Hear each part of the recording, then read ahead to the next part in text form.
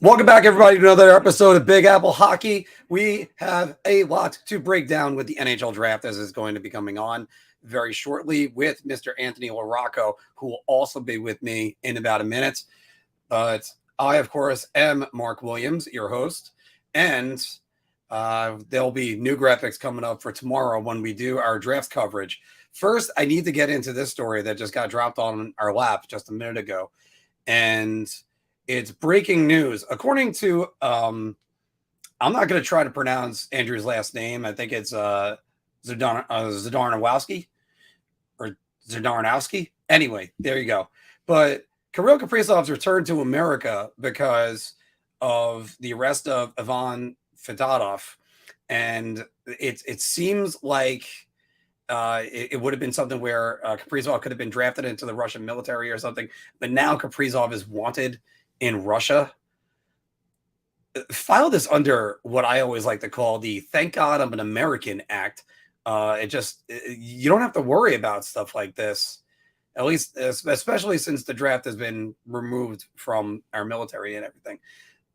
But stuff like this is scary. This is where it's hearing about that right away. And again, on draft weekend, there's going to be a lot of news breaking today, possibly. We could have the NHL schedules coming out as soon as the afternoon.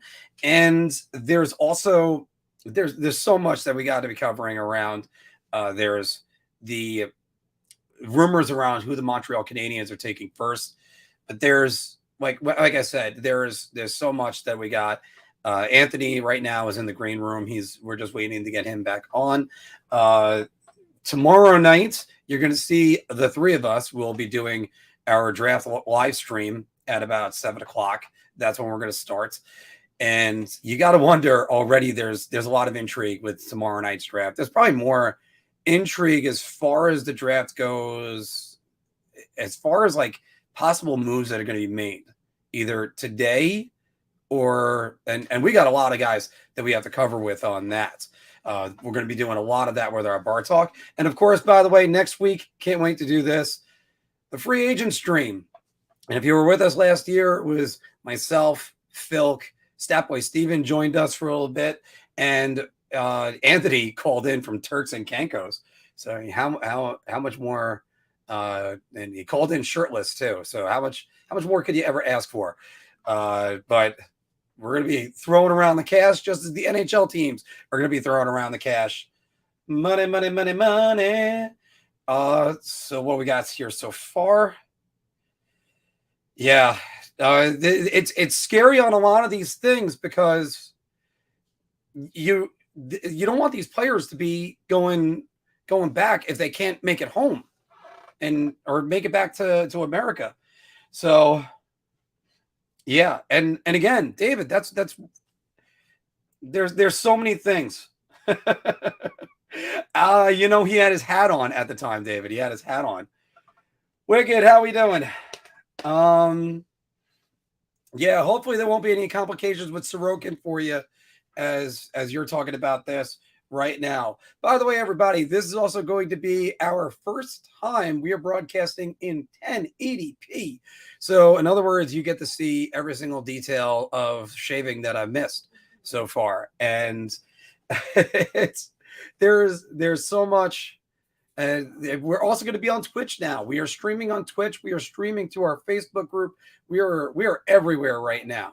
So my apologies that all you have to look at my face for a minute. Panarin is in Russia? I hope not. And yes, this is 100% right. The draft is going to be, I mean, if Montreal takes the Slovakian winger, that's going to be it could be an Aaron Rodgers situation of when does Shane Wright go? Because he could be dropping a long ways throughout the draft because, I mean, maybe as far as 3. Some people got him projected at 4 and 5 now, but I'm waiting to get further into that until we have Anthony on. Because people, by the way, they always say that this is like, oh, it's the NHL offseason. No, it's so dull. This is these 2 weeks are possibly the craziest 2 weeks of any offseason period. Because the NFL stretches theirs out for months. Baseball is about 4 or 5 months. And then you have, yeah.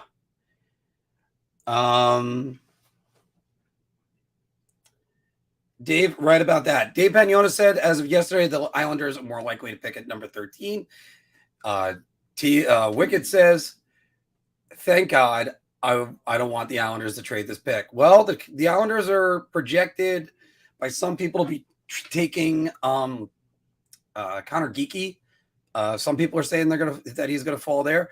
But then again, look at any draft. There could be any draft. Things change. And the Rangers weren't supposed to be trading up to get Braden Schneider, but then Braden Schneider fell to 19. The Rangers traded up to get that pick from to stop the Devils from getting him for 1, or the Capitals. They traded, I believe it was with the Flames. And then we all figured as soon as that happened, it's Hendrix Lapierre. Instead, it's Braden Schneider. Lo and behold, Lapierre scored in the opening day against the Rangers, but did not play in the playoffs, I believe. And Braden Schneider was very much a key piece for the Rangers making the Eastern Conference Finals. Yeah, I mean, well, nobody's going to drop like Rogers. I was on a rant about this the other night, and it was about how the Miami Dolphins passed on Aaron Rodgers. They took Ronnie Brown instead of him. Oh, boy. What a mistake for that franchise. I mean, and by the way, the Miami Dolphins are going to be in my take today because I have an editorial about the brother of the GM, because Mike Greer is the GM of the San Jose Sharks, and I can't be happier. I followed him back when he was a walk-on at Boston University. I always remember the Sports Illustrated article I read about him at first. Unfortunately, I know a lot about that team because of the book that I read and the book that I followed a lot, 11 Seconds. It was about the career of Travis Roy. If you have never read a hockey book in general, read, or if you ever go through difficulty in your life, read 11 Seconds by Travis Roy. It's an inspiring book about what he went through. Unfortunately, he was never able to achieve his dream and walk again. If you ever knew about it, he played 11 seconds of his career at Boston College. He threw a hit, fell headfirst in the boards, and broke his neck. And his line mate, Chris Drury. So it's a great book. Him and E.L. Swift. Wow, Romanello, that is amazing. That is amazing. Kurt, by the way, hey. Also, by the way, thanks for your criticism on the logo. The Rangers have 3 guys as buyouts on the books right now: Dan Girardi, Kevin Shattenkirk, and Tony DeAngelo. It's about $4.5 million. And even though at last check, the Rangers had about $10 million in cap space. Oh, hey, Steven, you're joining us. $10 million in cap space. If you ever heard Steven joke about this with me, where he even said this, the Rangers bought out Dan Girardi to get Kevin Shattenkirk. They bought out Kevin Shattenkirk, and it's his replacement was Tony DeAngelo. And it's just stop buying out these defensemen. Yes, and like Steven's mentioning this right now, a lot of military services is a thing in a lot of countries, including Finland, for instance. I mean, it's scary because these guys don't want to go to war, but yeah. Back to 11 seconds, Romano, you're right. It is a fantastic read. I think it would be best available by that time. Although we'll see whether or not the Rangers have their eyes on anybody in the first round. Rumor has it the Rangers want to get back into the first round. So we're going to see about that. Still waiting on Anthony for a minute. It's just going to be a second. Yeah. And it's not like we didn't have enough fake stuff going around with Evander Kane and the vaccine card or what have you. It's part of the problem when you're a global game, because when you're a global game, you have different countries that have different points of view on everything. We'll just say it like that. So again, I am happy now I'm an American. I am happy that there's no draft anymore. I am happy that I'm not forced into war. I thought there was definitely going to be that moment after 21 years ago, after 9/11. I definitely thought I was going into service. So and the brave men and women that do go, you have more than my respect, because it's a scary thing. See, Granny, that's going to be a big thing too. I think they need to keep him. They need to keep him. Then his friendship with Bill Guerin might actually help the Wild right there and help them to waive the no trade clause to get there. So that's going to be a key issue. That's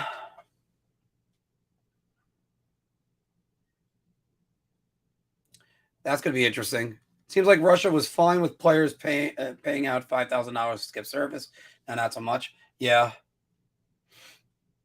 I haven't heard anything on Kratzov. Oh, I thought they stopped the draft completely, like at the end of Vietnam. I do know there's selective service, but again, with the NHL and the KHL no longer respecting contracts, it means players under contract in Russia can sign an NHL deal, as Fedotov did. A lot of Ranger folks want PL. All right, well, we're going to get into a lot of rumors very soon. And again, Anthony just had an important phone call that he had to go make, so that's why we had to get there. 34 of you guys are watching right now. Don't worry, I'm going to be segmenting this when you have to watch it live again, so that way you won't have to worry about that. Alyssa, hey, haven't seen you in a while. Who do I want for the second line center? If you ever want to go check it out, guys, I have the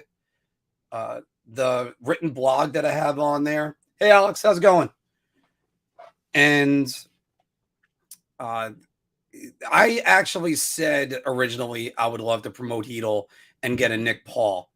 I still want a guy that is going to be a guy that can match up better against the other team's top lines and maybe not have that burden on Zibanejad, open him up offensively so he doesn't have to play the top unit all the time.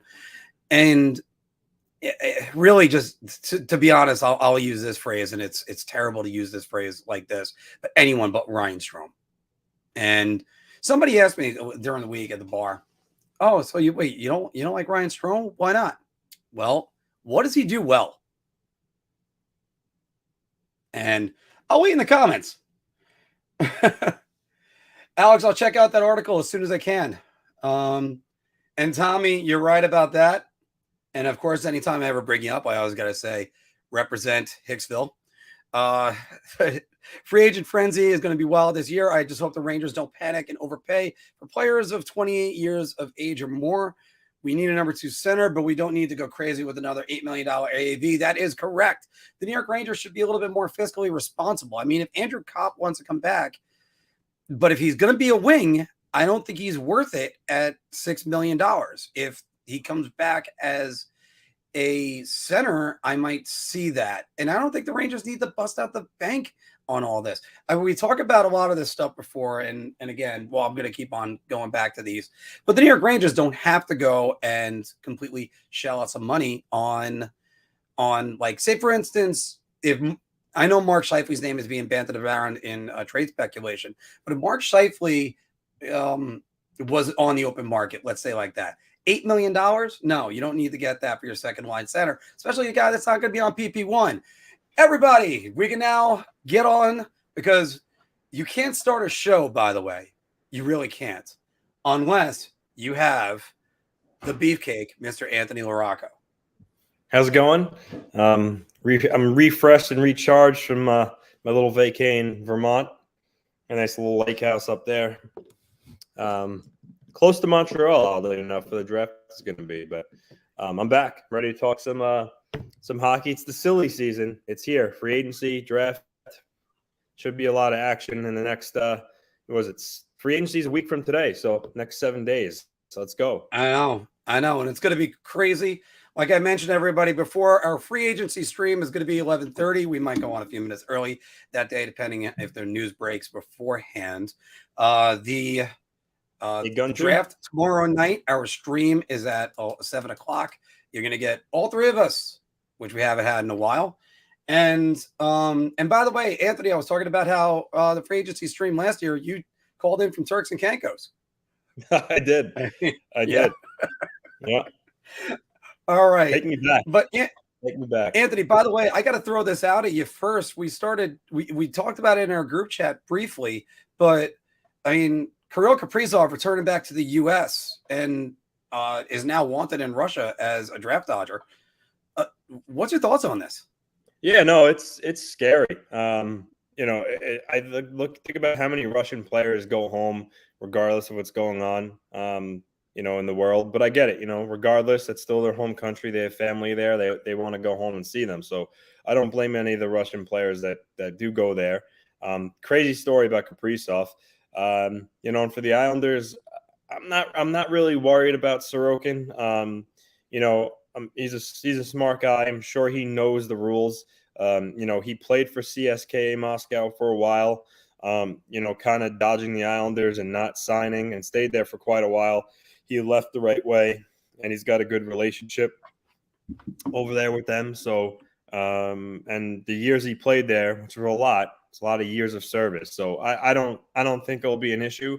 With that said, yeah, I mean, I want him back on American soil yesterday, but I'm not really concerned by it. I think that he'll be okay.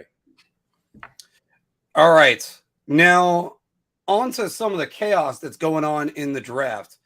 And there could be a lot of it because there's the rumor that Ken Hughes threw out there that they may not take Shane Wright, number one. And all of us kind of figured, a lot of people, I mean, even with the rankings that McKenzie put out a couple weeks ago when he didn't put Shane Wright one, everybody went, oh my God. But they might not take Shane Wright. They might take, oh boy, Anthony, can you say it for me? Because Slokowski, that's it. Yes. There we go. Yep, you got it. You got it, Mark. It took 2 tries. Ding, ding, ding, you know what's interesting about Shane Wright? He was granted exceptional status, which only, Tavares had, and a couple of others. So he was highly touted. Yes, he was highly touted. And I think what hurt him is that, due to COVID, he essentially lost 2 years of junior hockey. So I think that really kind of hurt his game. I mean, I still think he's going to be a good player, but I don't think any of these guys project to be elite players. I think Slokowski and Wright, I think they're going to be solid second line players, and there's nothing wrong with that. But, Shane Wright has often been compared to Patrice Bergeron. I mean, that would be a great comparable. But regardless of that final mock by Corey Promnin today, I don't see Wright slipping to fourth. I mean, I would be surprised. But I guess we'll see if it shakes out. But I do think New Jersey would take him over one of the defensemen, but maybe I'm wrong. Now, I got to go with I use the metaphor, and it was a little bit overblown, by the way, that he might have an Aaron Rodgers-like fall, which isn't going to happen. He's not going to fall at 24. No. But if Shane Wright falls, where does he land? Because you don't draft in the NHL based on need, which, by the way, I'm going to ask you this question in about a couple minutes, but on what your strategy would be if you're GM. But you don't necessarily draft upon need. But on the other hand, when you already have your center position filled out with Nico Hischier and Jack Hughes, the New Jersey Devils wouldn't draft a center right there, right? Well, I mean, think about it. If Hischier actually plays good 200-foot hockey, but I mean, if Shane Wright was really going to be like a Patrice Bergeron light, I mean, him at the third line center position, shutdown role, could chip in. That's not the worst thing to have Hughes, Heishier, and Wright down the middle. But with that said, I think they would take Slafkovsky. As far as Shane Wright, if he falls, I mean, Pronman, for instance, in his mock today had him Seattle taking him at 4. So I don't think he'd fall anywhere past there. So you would have Logan Cooley going to Arizona? Arizona at 3, yeah. That's what he has. So he went from being the number 1 overall prospect to falling below Cooley. Mm-hmm. And that's, I mean, and by the way, don't get me wrong, I've heard lots of great things about Cooley. It's just that it's one of those things that that would surprise me a lot. Or do the Devils pull one of those moves where you take the player and then you shop him around and see what you can get for him? Well, I'm really hungry. The talk is it's long been speculated that they would be willing to trade that second overall pick for an established player. Alex DeBrincat is out there. The only thing with DeBrincat, he's only under team control technically for 2 more years. So is that long enough to sacrifice trading that second overall pick? I don't know. I mean, so that's the key there. I mean, the Devil again, JT Miller. If I were the Devils, I wouldn't trade the second overall pick for JT Miller. Yeah, he had a 90+ point season this year, but that was just 1 year. I don't know if I would move that for JT Miller. DeBrincat, I would. He's 24 years old. He's hit 40 goals twice now. He's an elite scorer. But ultimately, I mean, my prediction is the Devils make the pick and they use a player to take. They don't trade it, but we'll have to see. All right. Well, let's get to the local teams and the one that actually has a pick in the first round right now. Anthony, what is the New York Islanders' plans for this draft pick? So that's an interesting question, Mark. I go back and forth. They need to restock the prospect pool. Ratu is one of their top prospects, but man, William Dufour, he has come on. I mean, Quebec Major Junior Hockey League MVP, Memorial Cup MVP, the first player in that league to score 50 goals since 2018. That stick twirl celebration that he pulled out. His stock has really risen. So, I mean, he helps their prospect pool. But with that said, I think they should still use that 13th pick to improve even further. Now, with that said, could they trade that pick for Jacob Chikrin or Alex DeBrincat? Sure, they could. My gut right now tells me that they'll use the pick to select a player. Maybe Brad Lambert, Lane's nephew. It's possibly he's out there. In some mocks, he's fallen into the 20s, but he does have a lot of skill and speed, so maybe the Islanders take a chance there. But I will say they are going to be active regardless of what they do with the pick itself. I think in the next, leading up to free agency, I think Josh Bailey might finally get dealt. Semyon Varlamov is a possibility. So it's going to be interesting to see which direction they go. Me right now, I think that they, like I said, I think that they use the pick to take a player. But for instance, Mark, if they can get Arizona to agree to a Anthony Beauvillier plus the 13th overall pick and maybe another piece for Jacob Chikrin, that I would do because it doesn't change their cap situation much. Chikrin makes $4.6 million, Beauvillier makes $4.1. So by making that move, the Islanders can still do what they want to do in free agency, and they fill a giant hole on the left side of their defense to play with Noah Dobson.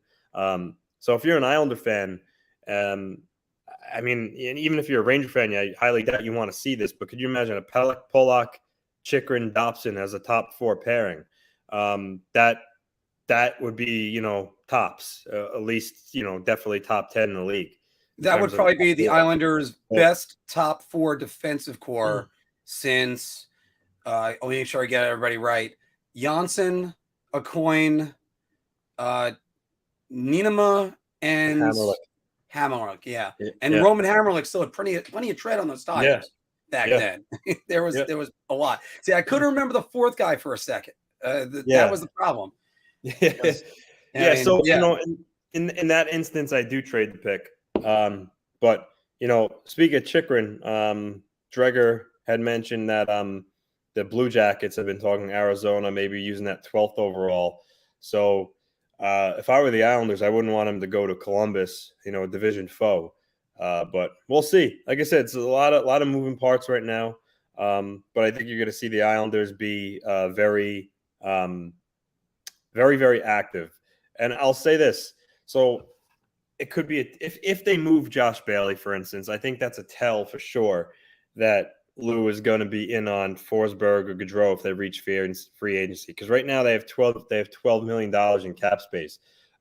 Josh Bailey makes $5 million. So if they move Bailey for a pick or whatever, now they're talking they have $17 million worth of cap space and really only have to sign no adoption.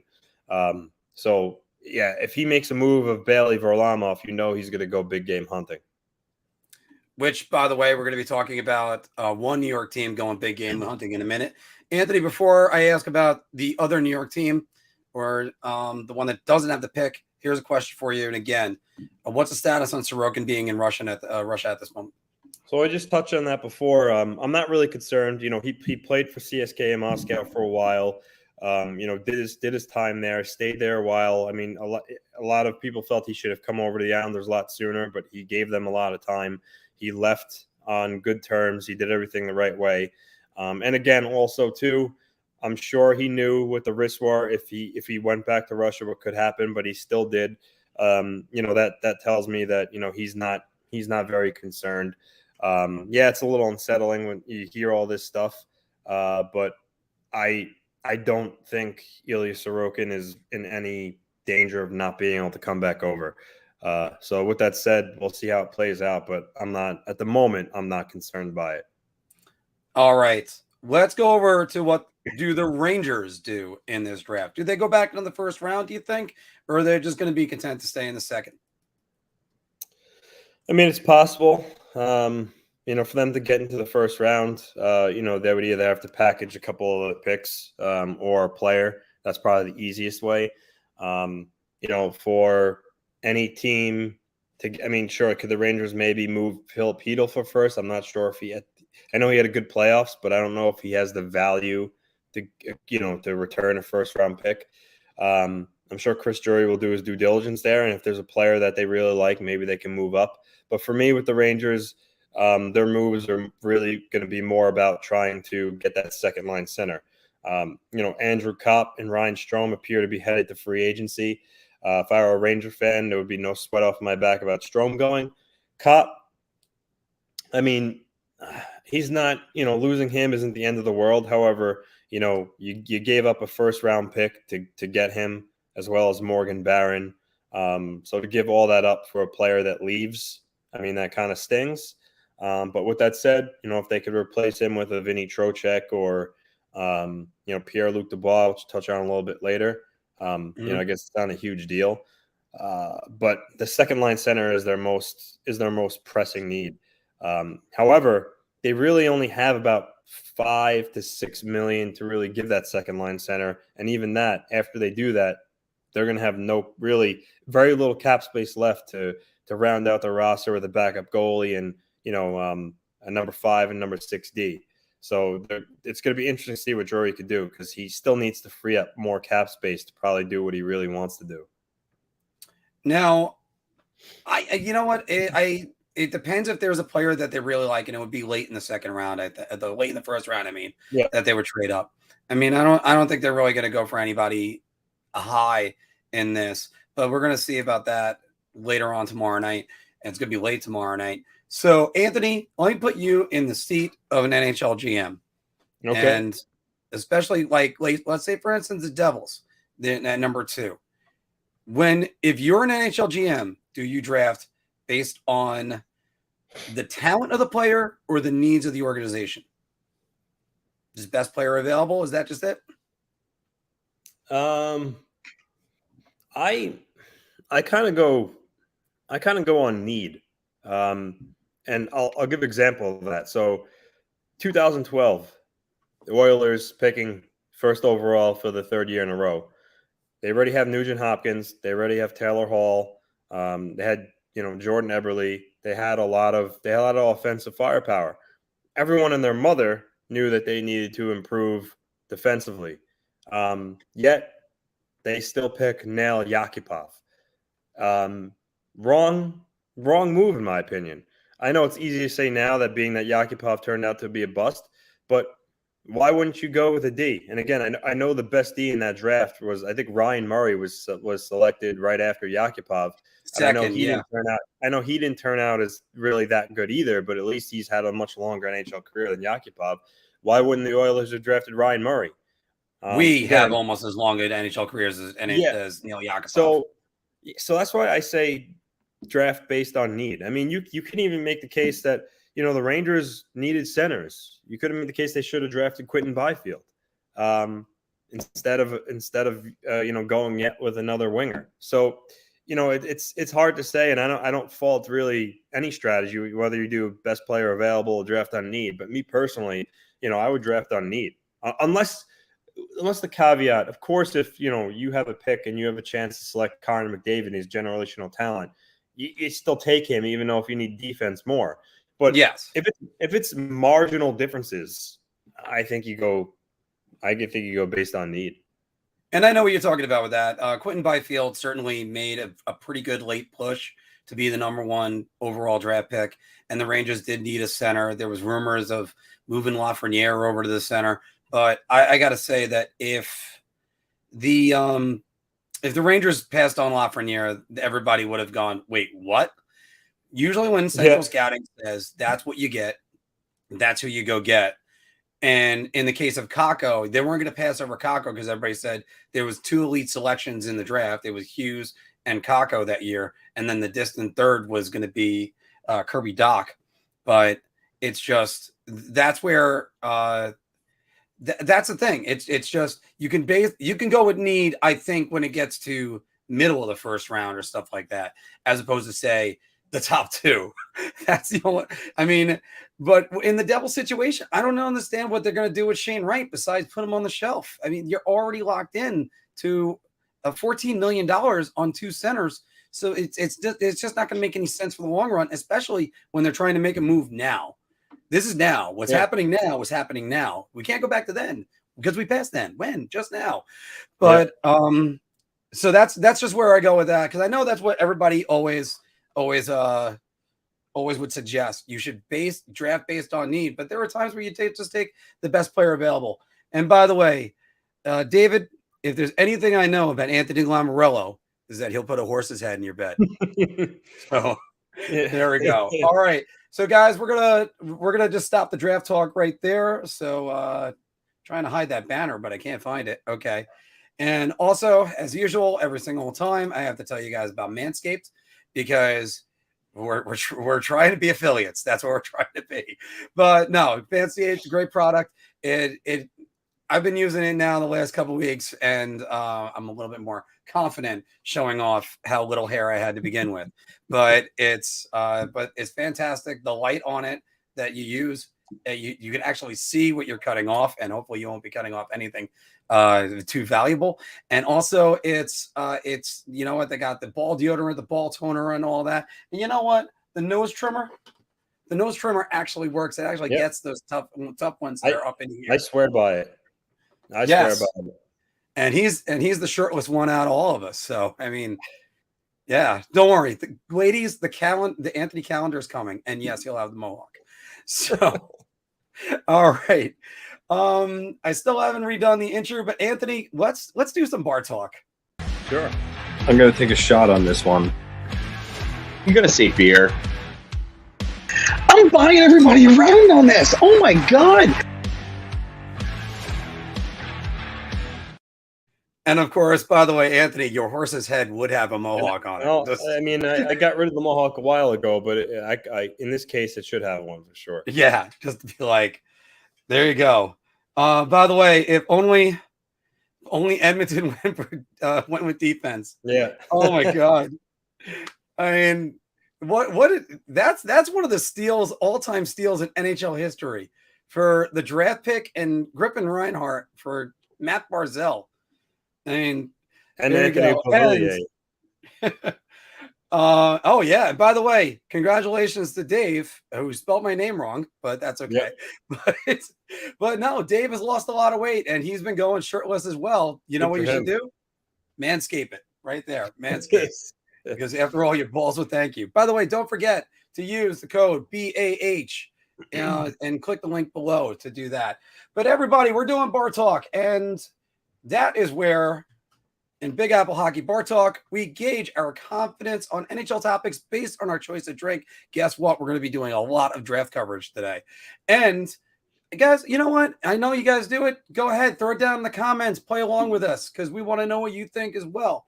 Are you so confident you're buying everybody around? Or so you just want a beer? Oh, God, I need a shot.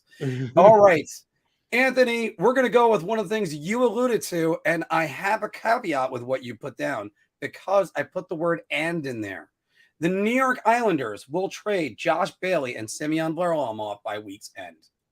I'm gonna say beer. I think for Lou to really be able to try to sign Philip Forsberg if he reaches free agency or Johnny Gaudreau, he's got to shed more. He's got to shed more cap for sure.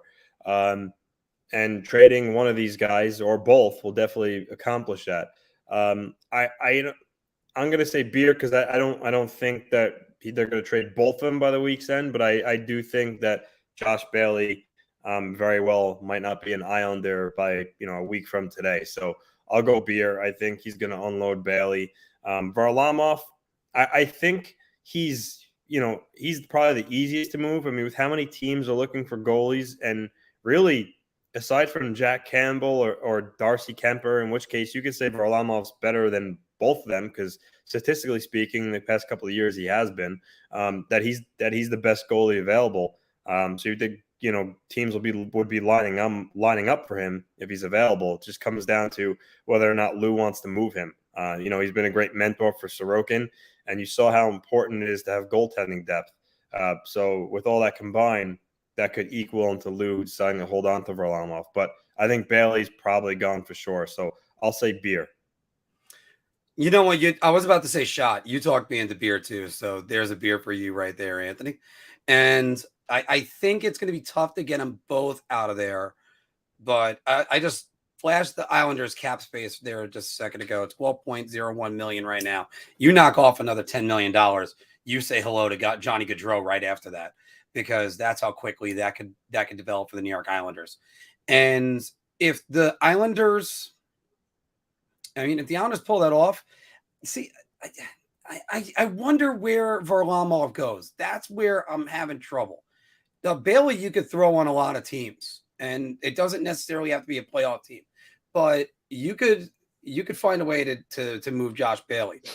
But Varlamov, because there's so many spots for goaltenders, I just wonder where it's going to be. Is it going to be the Darcy Kemper loser? Is it going to be the team that doesn't feel confident about signing Billy Husso?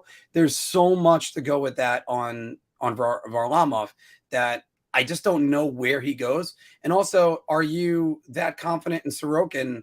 But you know what? I am that confident on Sorokin. We talked about this before. He's arguably the third or fourth best goaltender in the league. I would actually, because he's a rookie and he only did it for 1 year, I would put him somewhere around 4 or 5 in that area, because I forgot who I put ahead of him, and then you yelled at me about that. Well, Saros, because Sorokin had better numbers in every single category, and he was on a much worse team. So, right, but I do think it's track record. Just let's get it projected out a little bit. But for my money, he's the third best goalie in the league. He even had better regular season numbers than Vasilevsky. But just because he's Vasilevsky, I'll still give Vasi the benefit of the doubt. But for my money, like I said, he's the third best goalie in the league. And the sky's the limit for him. I mean, when the Islanders are a good team, I think he'll be right up there with Igor in terms of the numbers. He's that good. Those guys are going to be scary good, both of them, Igor and Sorokin. And we're seeing that they can be different goaltenders and yet still just as good. And the fact that Sorokin was as good as he was by the end of the year, that has a lot to do with it. All right. So they start. Some of the crew was asking me before. The Rangers should go big game. The Rangers should not go big game hunting in free agency. And again, I'm going to buy everybody around on this one, Anthony, because I don't think the Rangers need. They're a top-heavy team. They use their power play over 90 seconds per power play. So if you go get a Mark Scheifele, you're basically putting a Ferrari in the garage or a offensive forward that's not really going to back check. But it's if they go for the big name just for the sake of going for the big name, that's just dumb. And another thing is, let's say you bring in Pierre-Luc Dubois. Then there's another season of Lafreniere and Kakko sitting on the third line. You got to get these guys promoted. You got to play them more. And you don't do that with less ice time. Now, are there second line centers they could probably go out and that are going to be cheaper? That's what I'm thinking. And who that guy is, I have to scour the free agent market to find out. So it's going to be a while. But I'm buying everybody around. Don't go for the big name. I'm going around. One being that, technically speaking, big game hunting would be like Phil Forsberg or Johnny Gaudreau, which they don't have the cap space for. So that's why I'm saying round. But I mean, Vinny Trocheck, not exactly big game hunting, but still a very good player. So they could certainly do that. And then you also have a guy like Pierre-Luc Dubois.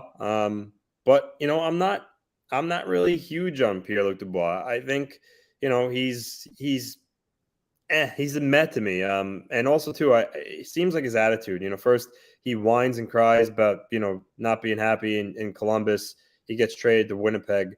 And now all of a sudden, 2 years before he's even eligible for free agency, he's saying, you know, he's going to test the waters, which to me is the same thing as requesting to be traded. So doing that twice in such a short period of time seems to me like he's a little bit of a prima donna. That's just my opinion.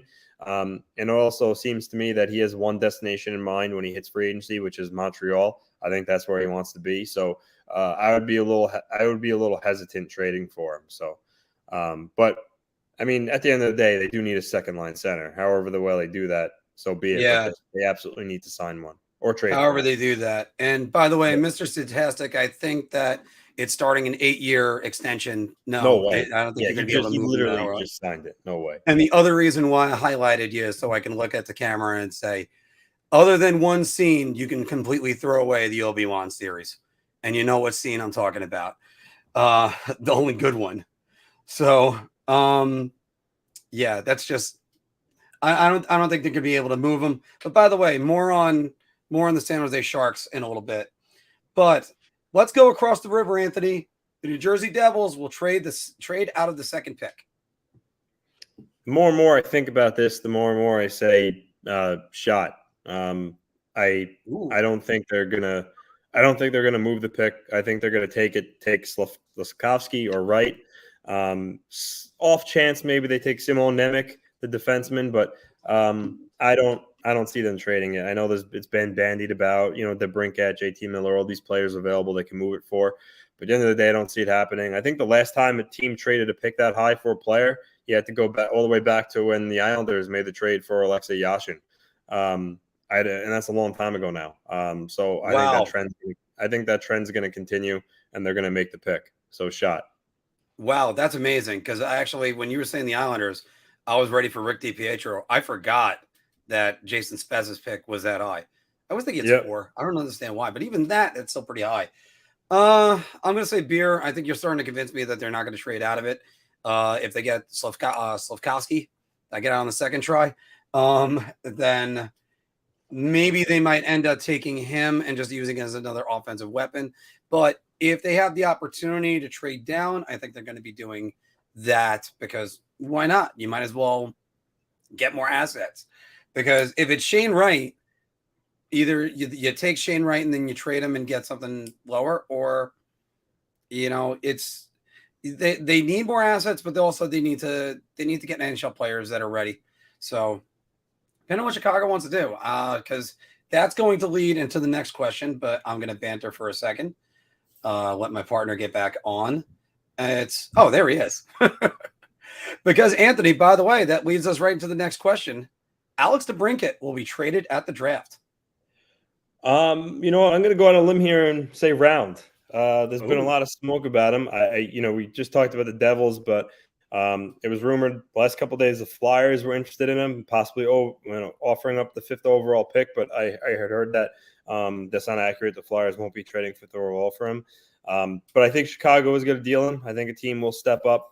There was a couple days ago, there was a report that an unnamed team offered 2 firsts and a lesser prospect for him, and Chicago shot that down. So we'll see. But there's been a lot of smoke about the Brinket. I still have a hard time, understanding why they would move him. I don't think their reasoning is still really all that good. But I think it'll happen. And Big Daddy just said it. So basically, Big Daddy, the issue is, regardless if you agree to it or not, they're looking to trade him because his qualifying offer next year will be about $9 million. And they feel that that's a lot of money for a team that's still, years away in their mind from contending.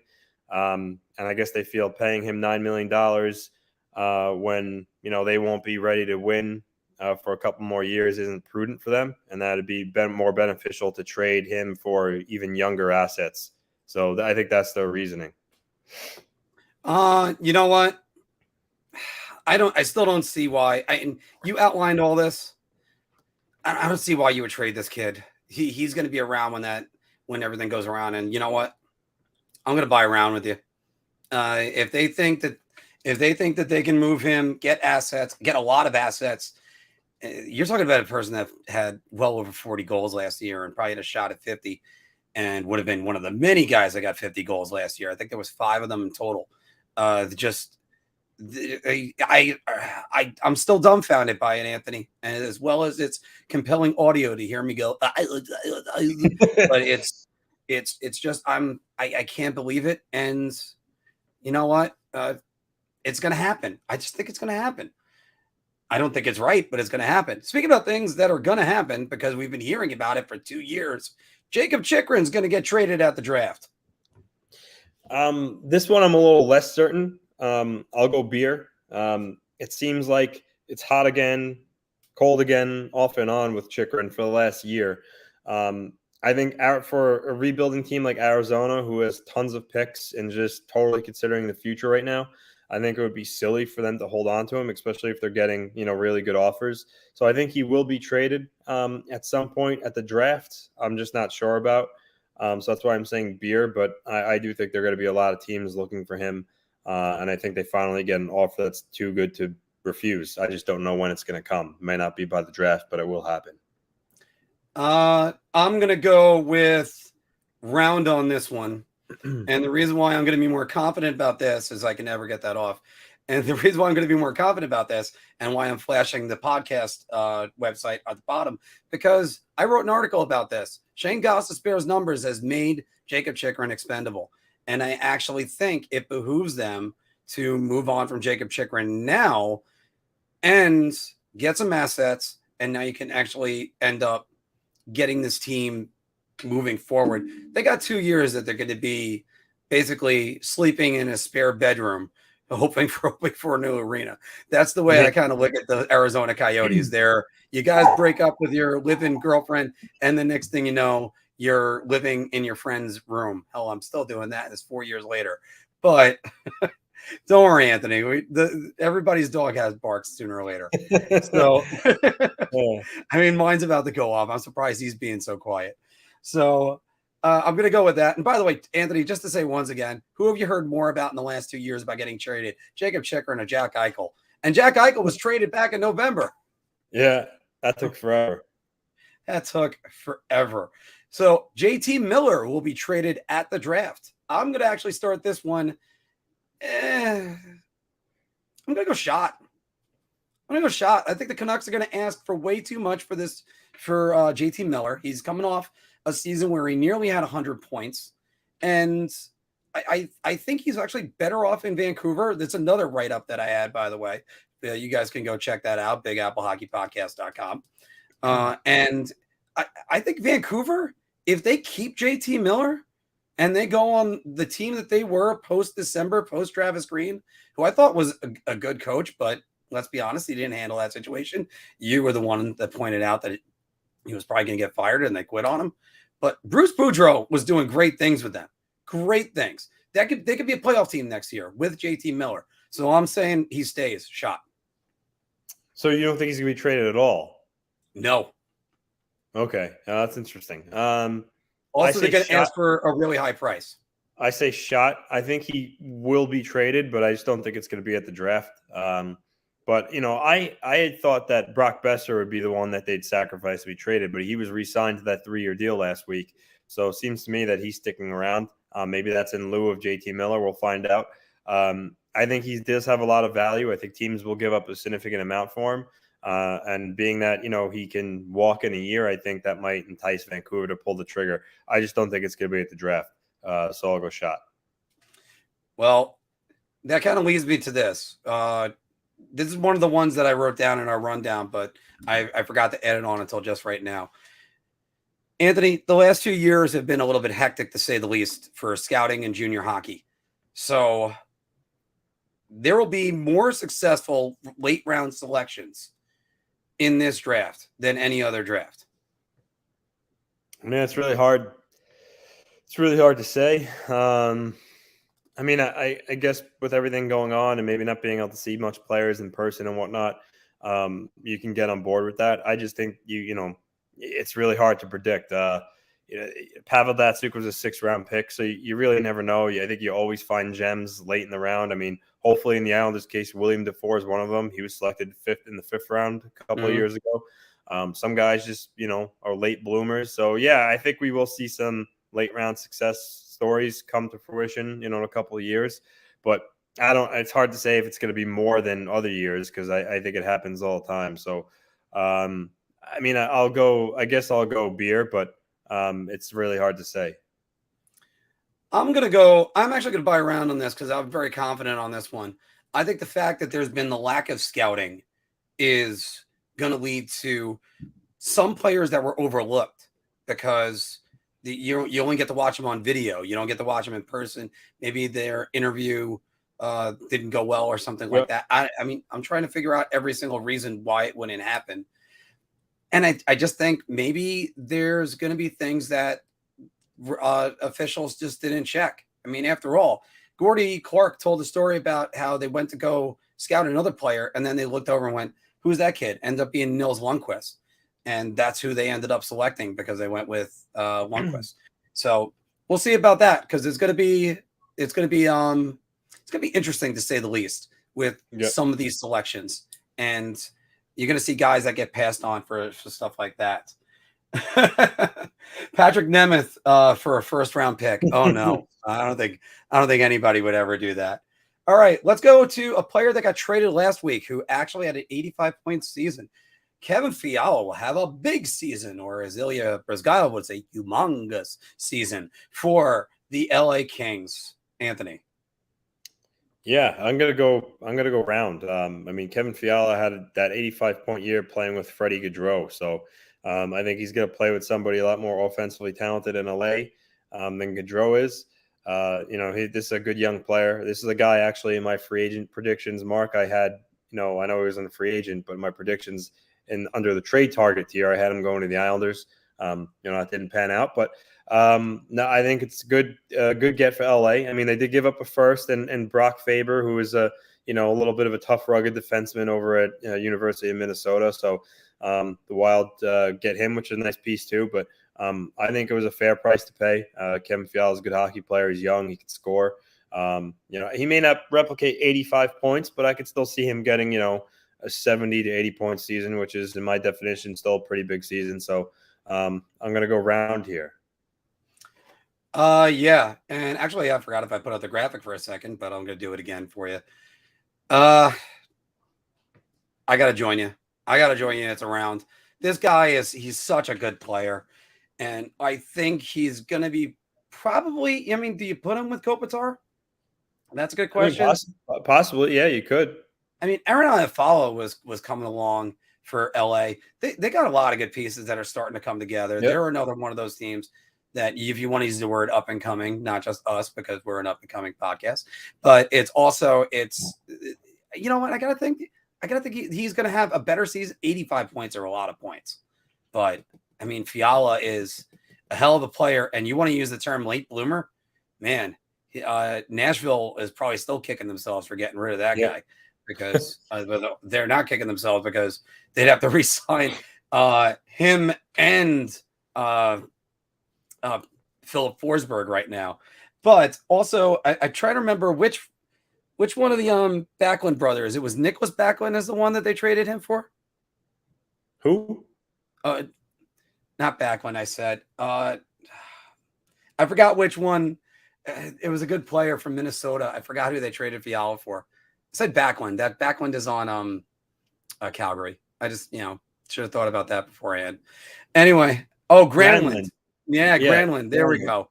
Yep. Yeah. All right. So, all right. Moving on. The San Jose Sharks should enter a rebuild. I'm going to start this one, Anthony, and I'm gonna unfortunately say it's a beer. You can't go into a rebuild with that many huge contracts. It is impossible. Now, for a rebuild, they might be able to get rid of. I mean, you got Hurdle signed for 8 years now. You have Couture signed for an ungodly amount for a long time. You build around Hurdle. You build around Timo Meier, and you kind of go from there. I'm gonna go round. I think they should find a way to move Brent Burns, whose name's been out there a little bit. Try to find a taker for Erik Karlsson, and go from there. But I think they really need to do that because they need younger talent on defense. They need more depth. Even their goaltending situation, I think, can be improved. So I think Mike Greer's got his work cut out for him. But having guys like Hurdle is in place is good. Meyer's fantastic. Couture's getting a little older, but he's still a piece that I think they could hold on to for a little bit. But I think they need to move those albatross contracts in Burns and Karlsson because they're both slowing down. They're both older. And just freeing up that money could go a long way in doing some things that aren't available to them right now. All right. And the last one, Jack Campbell will get overpaid when the free agency market opens. Mr. LaRocco. Round. He's in my opinion, he's more of a 1A, 1B type guy. I'm still not sold on him being a legitimate upper echelon starting goaltender, but I think a team like Buffalo, who just brought back Craig Anderson for a year, but his age, he can't be relied on to play a lot. I think they might throw a lot of money at him. If Kemper goes elsewhere, I could see Colorado possibly throwing a lot of money at him. But I frankly don't think he's worth it. I mean, I get right now in this day and age, like $5 million is probably the going rate for like a pretty good starting goaltender. But I think he might get more than that. I think he might get $6.5 million, which to me is too much for him. So round for sure. You know what, Anthony? I'm so glad you said that because I was starting to wonder and want to follow up with what is overpaying for him. Is $5 million okay? But is $6 million? $6 million's overpaying. I think 5.5 might be overpaying because I think you're 100% right. And I'm going to go again. I'm going to buy around too. And I forgot if I put it up for you right there because I think I was just so captivated with what you were saying. But it's just, I think Jack Campbell has potential to grow. I always call it, unfairly or not, I always call it the Yaroslav Halak rule. You got to show that you could play a lot of games. And certain guys break down later on in the season. They just don't look that great. And Yaroslav Halak was always that for me. He didn't play 60 games in a season. And then you're going to say, all right, now you got to play 26 in 2 months. Go ahead. Can you do it? And Jack Campbell at times, to Jack Campbell's credit, and I did another write-up on the Toronto Maple Leafs. And I actually did say Jack Campbell played great in games 5, 6, and 7 for them and still lost. But I wouldn't give him the starting job. He was terrible in game 4, for instance, where he did the I think it was Nick, it might have been Nick Paul, took a shot, hit him in the glove, and still went in the net. And he looked at the glove like a baseball player that made an error. You're like, wait, was there a hole in the glove? No, it hit your glove and it still went in. I have no idea how that happens to a hockey goalie. Those gloves are they're literally like nets. They as soon as it goes in, they trap it. Of course, I say that, and that exact same situation is how the Rangers season ended. So it's I have to laugh about that. But no, it's I think that he's going to get overpaid. I think somebody's going to reach and say, this is our number one. Yep. Buffalo's a good candidate. Why not? So it was New Jersey. You hear that they might trade Mackenzie Blackwood and they might, Campbell or Ville Husso. And which, by the way, buyer beware on Husso too. He's very unproven. I'm not sold on him either. I think he's gonna get overpaid too, personally. So I gotta say this, and unfortunately, and by the way, everybody, thank you for trying to tell me Michael Granlund. Yeah, because I think Matthias is his brother, and I think I'm trying to think. I think he was in Vancouver, or was it? It was another one. I know his brother is around there. But yes, Logan Couture is another guy that was there in the rebuild. But I mean, it's just madness. And then if you can't be just throwing money out there. And if you look at if you look at the write-up that actually I just published today about the St. Louis Blues, Husso was spectacular for 2 months, and then god awful in March, April, and the playoffs. And the funny part about the playoffs, Anthony, is he started it with a shutout over Minnesota. Yeah. And then he was terrible. Absolutely terrible. There goes my prepubescent whining voice. So it's just all right. I think that's me trying to hold back the yelling, because I could easily go down here and talk like that. But it's just it's you're right about that. 100%. Buyer beware on Ville Husso, because if you get guys that haven't done it, they're not stretched out like a starter in baseball. They haven't thrown as many pitches. If they're a reliever, you got to stretch them out, get them conditioned for the marathon, not the sprint. And, you get guys like, wait, Romanella said this one. What's above a round? Okay. So many goalies so many goalies that are going to be getting overpaid. Right about that one.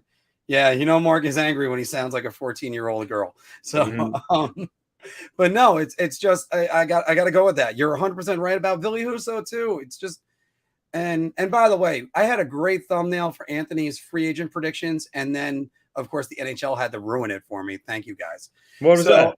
That was the one that I sent you, where you're faced with the fortune teller. Why'd the NHL ruin that for you? Well, there's a couple of because unfortunately Fiala got traded. Bergeron came back, so that might have ruined your Nazem Kadri one.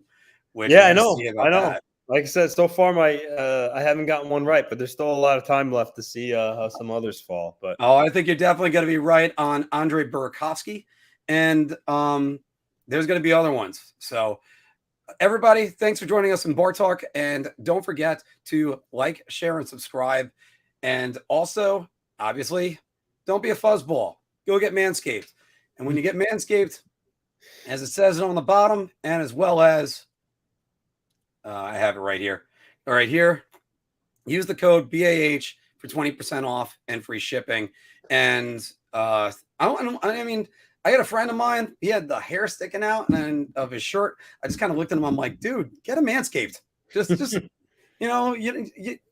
it doesn't really work all the time. You want to also groom to keep your lady and your life happy. So you got to go take the plunge, take advantage of our code, and stay groomed down there. And by the way, I put up a poll earlier about who's going to get moved at the NHL draft. I did not include JT Miller though, but I left these options, Anthony. With the final total on this, 34% say. 34% say the Devils are going to move their top pick. 42% say Jacob Chikrin, and 23% say Alex DeBrincat. So everybody, thank you very much. Yep. Oh wow, Anthony. Yes. Oh no. This is yes, absolutely. Yep. If I sell 1,000 of those, I'll call Big Lou. Yeah. All right. Sticking with goalies, I think John Gibson far and away is the best goalie available via trade, obviously. But I think John Gibson is a good choice for any team that needs goaltending. And then Semyon Varlamov second, I think, after him. So, and yes, but by the way, we are going to do a Big Apple Hockey Bingo during the month of August, where it's going to be anytime I mispronounce a name, anytime that Anthony adjusts his hat, anytime or hopefully Phil will be on for that. So we're going to be playing a bingo game ourselves, guys, on that, especially for our end of the season ones. Mikey BX, hello again. Anthony, I have an editorial before we start going into some of our other things. So let's go to just get that banner off real quick. Hide ticker, hide banner. And it's been a while since we've been able to do this, but guys, we're doing it on the mark. This prediction that's right up here. Being single most of my life. Or just yell at Larry Brooks like every other New York Ranger. I still love that line. Just yell at Larry Brooks like every other New York Ranger does. But so Anthony, I was delighted when you sent me the news last night, because there aren't many players I've outright rooted for in the NHL than Mike Grier. And he's changing the faces of NHL front offices, because Mike Grier, I followed his career back when he was at Boston University. He was a walk-on. He wasn't even guaranteed to make the team.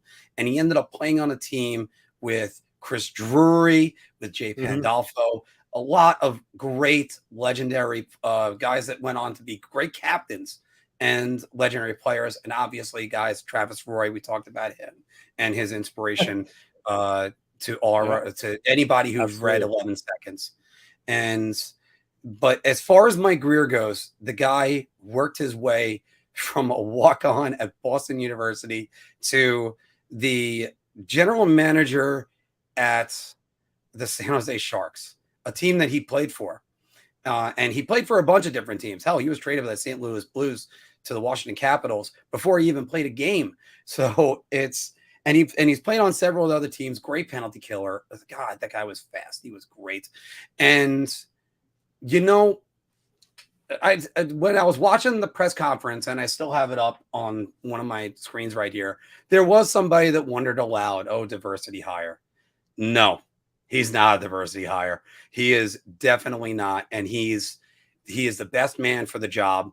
And there's a lot of good front office people that are doing this. Emily Castonguay, and Cami Granato, who were hired by the Vancouver Canucks. They know more about hockey than I'm ever going to be able to know. Yesterday, the Maple Leafs promoted Haley Wickenheiser to assistant GM. Today, the Devils made a woman assistant GM. So, yeah, for sure, changing faces in the NHL front offices. And get back to Grier.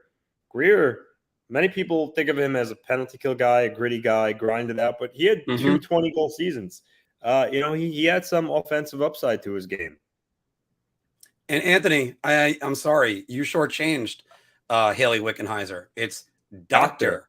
Haley Wickenheiser. Doctor, yeah. But again, I think one thing is, hockey is one of those rare sports that you can look at the men's game and the women's game and say they're a lot more alike than any other sport. Basketball is certainly different. Baseball is certainly different. Even though it's baseball versus softball, that's a different story. Soccer is somewhat similar. I'd say soccer is pretty close. But as far as hockey goes, women's game doesn't change. So when you get somebody from a hockey-rich family like the Granatos, and Cami Granato is a Hall of Famer. She's not a Hall of Famer for no reason. And Haley Wickenheiser, Hall of Famer. And again, there are these guys that trust me, I understand what the political nature is about everything. And we're not talking about politics at all on this channel. We try to stay away from that. And this isn't even a political thing. I'm outright telling you, I couldn't help but smile listening to Mike Grier talk about how hard he worked and how the owners of the San Jose Sharks were just like, we got the best man for the job. He just happens to be black. Yeah. So, and that's great too. And by the way, do you know what his brother does for a living, Anthony? General manager of the Dolphins. General manager of the Miami Dolphins. Yeah. And again, so it's another thing. It goes to the football team that I root for, which, hey, I'm going to be seeing more football games this year. So maybe that'll actually make me like the sport again. But but again, this is this is where it's so great and it's so refreshing. And, it's a reminder once again, hockey is for everybody. It doesn't matter what walk of life that you come from. And I still think this is the most inclusive game that there is, period, anywhere. So it doesn't have bumps. Sure. Everybody does, but it's going to be like that. It's all right. I'll buy another minute on this since Anthony got up, but it's just that if you could play, you could play. Remember that old one? If you could play, you could play. Yeah. That's all that matters. That's Absolutely. The only thing that matters in this sport. Doesn't matter what your orientation is, your religion is. Hell, the Rangers just had the first ever Jewish Norris Trophy winner. How about that? So, come on. There's a lot of great stuff about the sport.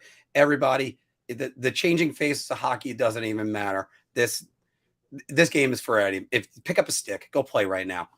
I feel like playing right now, and I haven't played since May. Oh, God. This is killing me. All right. Anthony, any final thoughts on that? No, I just I think it's good to see. I think more diversity in the game, and I think it won't be long before, you see a woman GM or assistant coach or, maybe eventually a coach. I think it will happen one day, but it's good to see. Yeah. All right, guys. So we're going to go back to the rumor mill right now. Anthony, do you have anything? I'm going to go check Twitter right now, see if the schedule came out.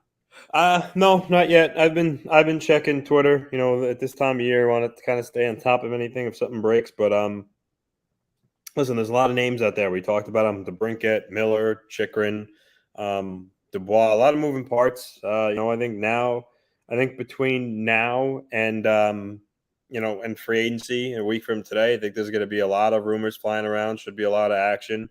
It just takes that one domino to fall. Well, technically speaking, I guess the Ryan McDonagh trade was the first one to the Preds. By the way, I never got to ask this. What are your thoughts on the Ryan McDonagh trade?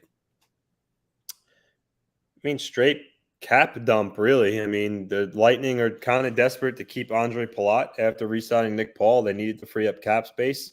So they traded McDonagh. He still had 4 years left, I think, at a little over $6 million. So that's why the return was kind of meh when you look at it. People actually speculate that they'd buy out Philippe Myers after the trade, but I think he's going to stay with Tampa Bay. But good move for Tampa. They accomplished what they wanted to, freeing up some cap space. Nashville gets a solid top 4 defenseman. So now you're talking Roman Josi, Dante Fabro, Ryan McDonagh, Matthias Ekholm. That's pretty good top 4. So good for Nashville. Great pickup. They kind of capitalized. So good move for both teams, considering. I need you to be ready. Take a step back, take a deep breath, because you're not going to believe the words that are going to come out of my mouth now.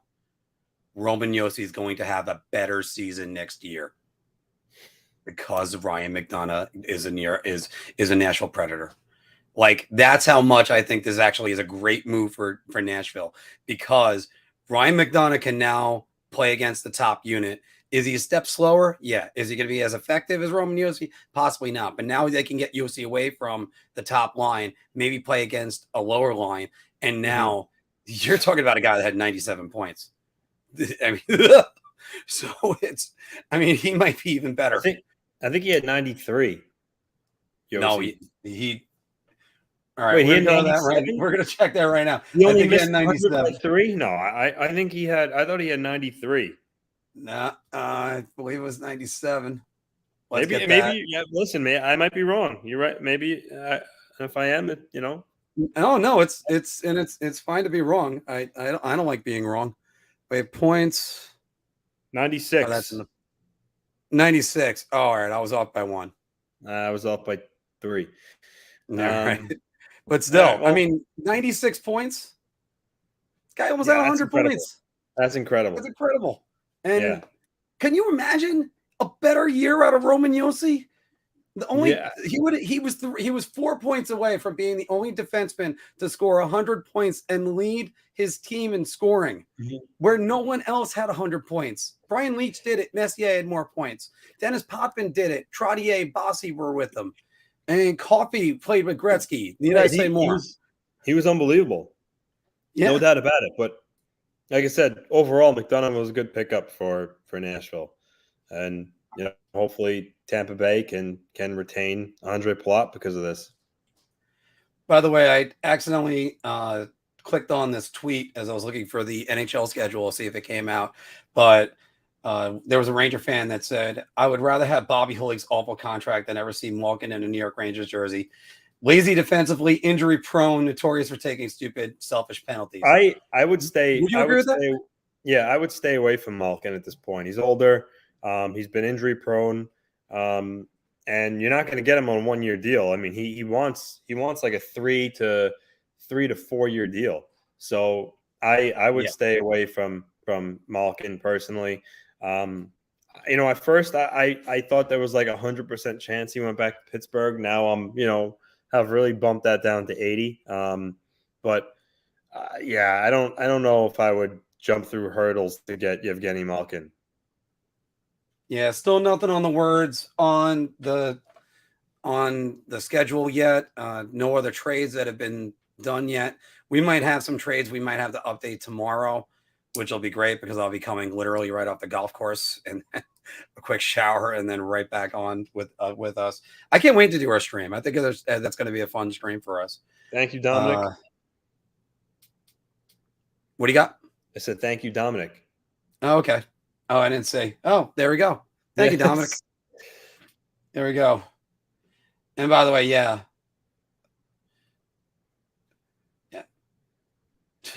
Yeah, McDonough's got 4 more years at I believe $7 million per. So I think it's 6. I think it's 6 and change. Yeah, we'll look that one up in a minute. That one kind of surprised me, and I didn't have it ready. So this is why we need assistance, everybody. That's why thank you for your assistance. I think it's 6 something, 6 maybe 675, or I'll take a look, but yeah, I'll check on that in a second. But Anthony, by the way, I asked Phil this one yesterday. You think that Josi was cheated out of the Norris? Yes. He had more. Yeah, I was right. 6.75 for McDonough. Okay. Yeah, listen, not taking anything away from Cale Makar. I mean, and no one is. If you want to talk about most electric and most fun to watch, it's definitely Cale Makar. But he has Mikko Rantanen and Nathan McKinnon, and he plays with Devon Taves, and he's got all this talent around him. I mean, Roman Josi led the Predators in scoring. I think he is better defensively than Makar. And when you score as many points as he had, I thought he should have been a shoo-in. I mean, he actually got the most first-place votes. He had 1 more first-place vote than Makar. So the fact that Makar still won is a little bit of a head-scratcher. But, I thought Josi deserved it. But, again, at the end of the day, Cale Makar is absolutely amazing. All hail Cale. Can't really say – it's hard to say anything bad about him. But I just think Josi deserved it more. But it is what it is. Yeah, I still got to go with Josi deserved it more. And I know it's short-sighted for me to say the words, Cale is going to win a Norris trophy before it's all over. But you know something? I'm sorry. There seems to be a bit of a mentality right now in the league of, oh, he's already got one, so let's give it to the other guy. No. It's who's the best that year. Because does that mean Aaron Ekblad's going to win next year? Why not? Might as well just give it to Aaron Ekblad. And honestly, I could see Makar dominating this trophy from here on out. I mean, I would not disagree with you on that at all. That's how good this guy is. Yeah. But I do have to say this season, he wasn't the best defenseman. And you know what? Maybe it's because I'm going to look right to the camera for this one. Maybe it's because I have a little bit of gripes because after all, I got a Brian Leetch jersey that's signed, that's in that frame. And you know something? He's got 2 Norris trophies. You know why he's got 2 Norris trophies? Because he played at the same time as Ray Bourque and Chris Chelios. So, I mean, he's got 2. He could have had 6. But instead, you know what? You play at the same time as other great defensemen. What are you going to do? I think Shea Weber never won one. I think Makar may have 6.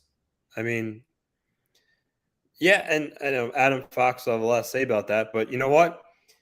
I mean, this is not biased, but Cale Makar is probably going to outscore Adam Fox for the majority of his seasons. I mean, Makar's is a more dynamic player than Adam Fox, and Makar I know we just saw Josi win with having more points than Makar, but I think it's going to be hard for Adam Fox to win a Norris if he doesn't really outscore Makar by a lot. So I gotta put up that comment of Mr. Sadastic saying Fox will have a lot to say about that. Once again, by the way, as I said in my comment, Jedi Fallen Order was a better story for the Inquisitors. But anyway, going back to what David's saying right below that, Fox is going to win another one. But this is the reason why I brought this up. He wrote down Sider is going to win one. Well, how long until Moritz Sider deserves the Norris Trophy or bust? And what about what about Noah Dobson? Noah Dobson, second-year player, 50 points. 50 points. Again, yes. And he was and look, as a friend of mine, John, who runs All Things Islander, said he was a bit of a turnstile. He got better defensively in the second half of the season, the last 2-3 months. And especially if you get a good defenseman with him, maybe they split up Pelican Pollock, then you know what? This guy could be the limit for Noah Dobson. How about Thomas Chabot? I mean, Thomas Chabot is a good defenseman. He's just playing for Ottawa. Yeah. I mean, and by the way, Norris is not about, as Mike is saying, Norris is not about the best overall defenseman. It's about the highest scoring defenseman. And that's true and that's false, because after all, I think you're the one that brought this up, Anthony, that the highest scoring defenseman last year was Tyson Barrie. And last year. Yeah, last year. Yeah. Nobody, he wasn't anywhere near the Norris. And there's plenty of times when Morgan Riley was up there. How long until we got to say, well, we got to give one to Morgan Riley now, because he touches the puck. Even Quinn Hughes, as Mr. Fantastic is saying. It's just, there's a lot of it that you got to be the best. You can't just go, everybody gets one. Then it's just a participation trophy. I'm a proponent of them creating the Bobby Orr trophy, which is for the highest scoring defenseman, and leaving the Norris for kind of like the best defensive defenseman or best all around, wherever you want to categorize that as. I'm actually going to go have. Sorry, again, far too many times for my liking, the Norris Trophy has gone to a defenseman, just because they score the most points, whereas maybe they weren't the greatest defensively. I mean, PK Subban. I mean, there are guys that win the trophy that personally there are much better all-around defensemen. That's why I think they need to. That's why I think they need to create that. Because Mark, if there was a trophy for the best defensive defenseman, pure shutdown, Jacob Slavin and Adam Pelech would probably be considered for it every single year. And by the way, Adam Pelech, no slouch defensively either. Neither Jacob Slavin. But that's where I was about to agree with you on and go a little bit with what you're saying, but also kind of add on. I agree with the Bobby Orr Trophy, highest scoring defenseman. Just call it the Bobby Orr Trophy. And you can still have the Norris, best overall defenseman, that incorporates the defensive side. But also, yes, make the Rod Langway Award, the defenseman that focuses on defense. That's a strange thing. A defenseman focus on defense? Yeah. It's only in the freaking name. So it's just, I mean, and I would love to see that. And I mean, Jacob Slavin is certainly a great start for that. And hopefully, by the way, there might be some great news in the future. But it's one of those things that it's look, you got to take into account sometimes the teams that the guys are on. And the Canadian press, as Romanello says right here, 100%. He was a shoo-in since the Canadian media was livid that Fox won it the year before. Well, you're part of it. And you have to admit, it should have been Fox anyway. Makar missed too many games the year before. Oops, sorry, it's a fact. You can't make up for games you don't play. It's just that simple. And I gotta also point out, by the way, the Selke, there's different names other than Bergeron, but there's a lot of good names on there. You could call that the Geek Carbonneau Trophy for a while. But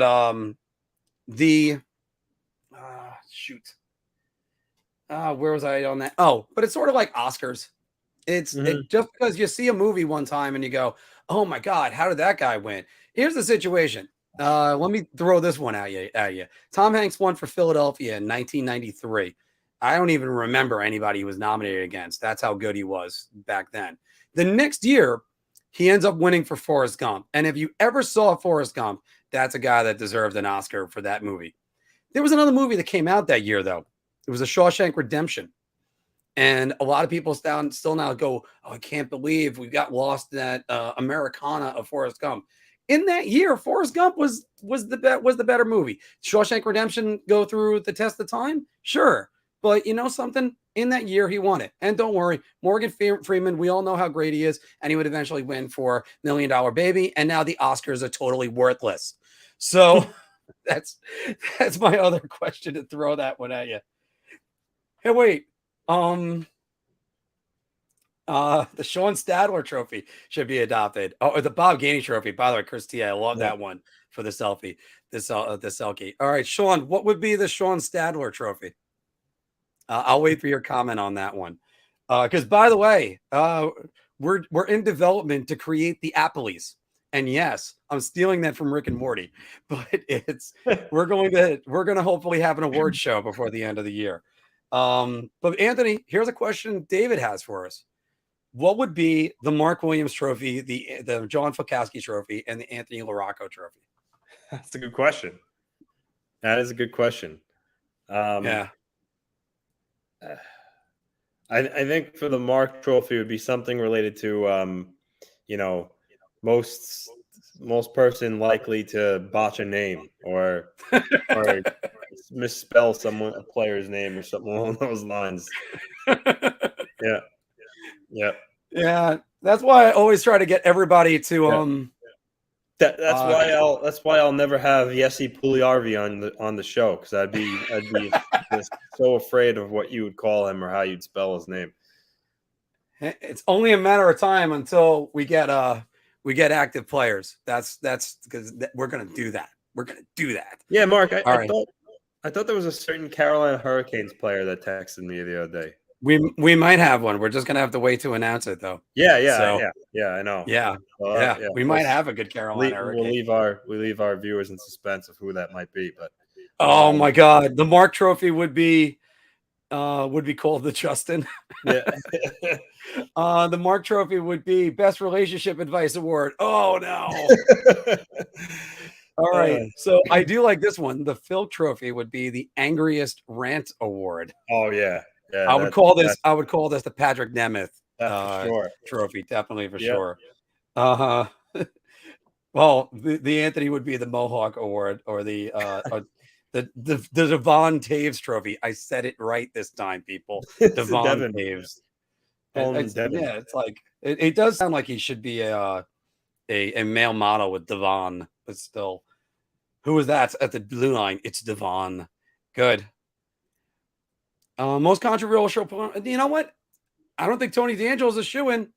Yeah. Because you know what? You forget there's Evander Kane. and Anthony, I have begged for this a lot. Please, can the Flyers sign them both this year? Those two guys and John Tortorella. So Mark, oh my God! If I was a Philadelphia press member, I'd be like that meme of the guy licking his lips. Frank Ciarelli says, no doubt the St. Louis Blues are a team to watch over the next few days. Vladimir Tarasenko has no plans to rescind his trade request. He'd still like to move on. So, in case anyone's wondering, he said that. Yep. He said in February specifically that he'll put the trade request on hold until the offseason. We'll try again. He only has 1 year left on that deal, and he led them in points this year. I think it was 85 was the total. Yeah. So that's a good get. But I mean, I think also what? That's a guy that I know the Islanders were in on last offseason, so I would imagine that might still be an option for them for sure. Yeah. And hold on. There's one right here that was like the year that Trout won the MVP to Miguel Cabrera, almost said Michelle. And won the friggin' Triple Crown. Some other players had better overall years than that. Yeah, but I mean, you can always make that argument, Anthony, that Connor McDavid should win the MVP every single year. Yeah. But I agree with that because Austin Matthews had 60 goals this year. Which one do you count more, the goal or the assist? The goals get the more, get the more press time, but it's just as important. They are just as important. Michelle Cabrera.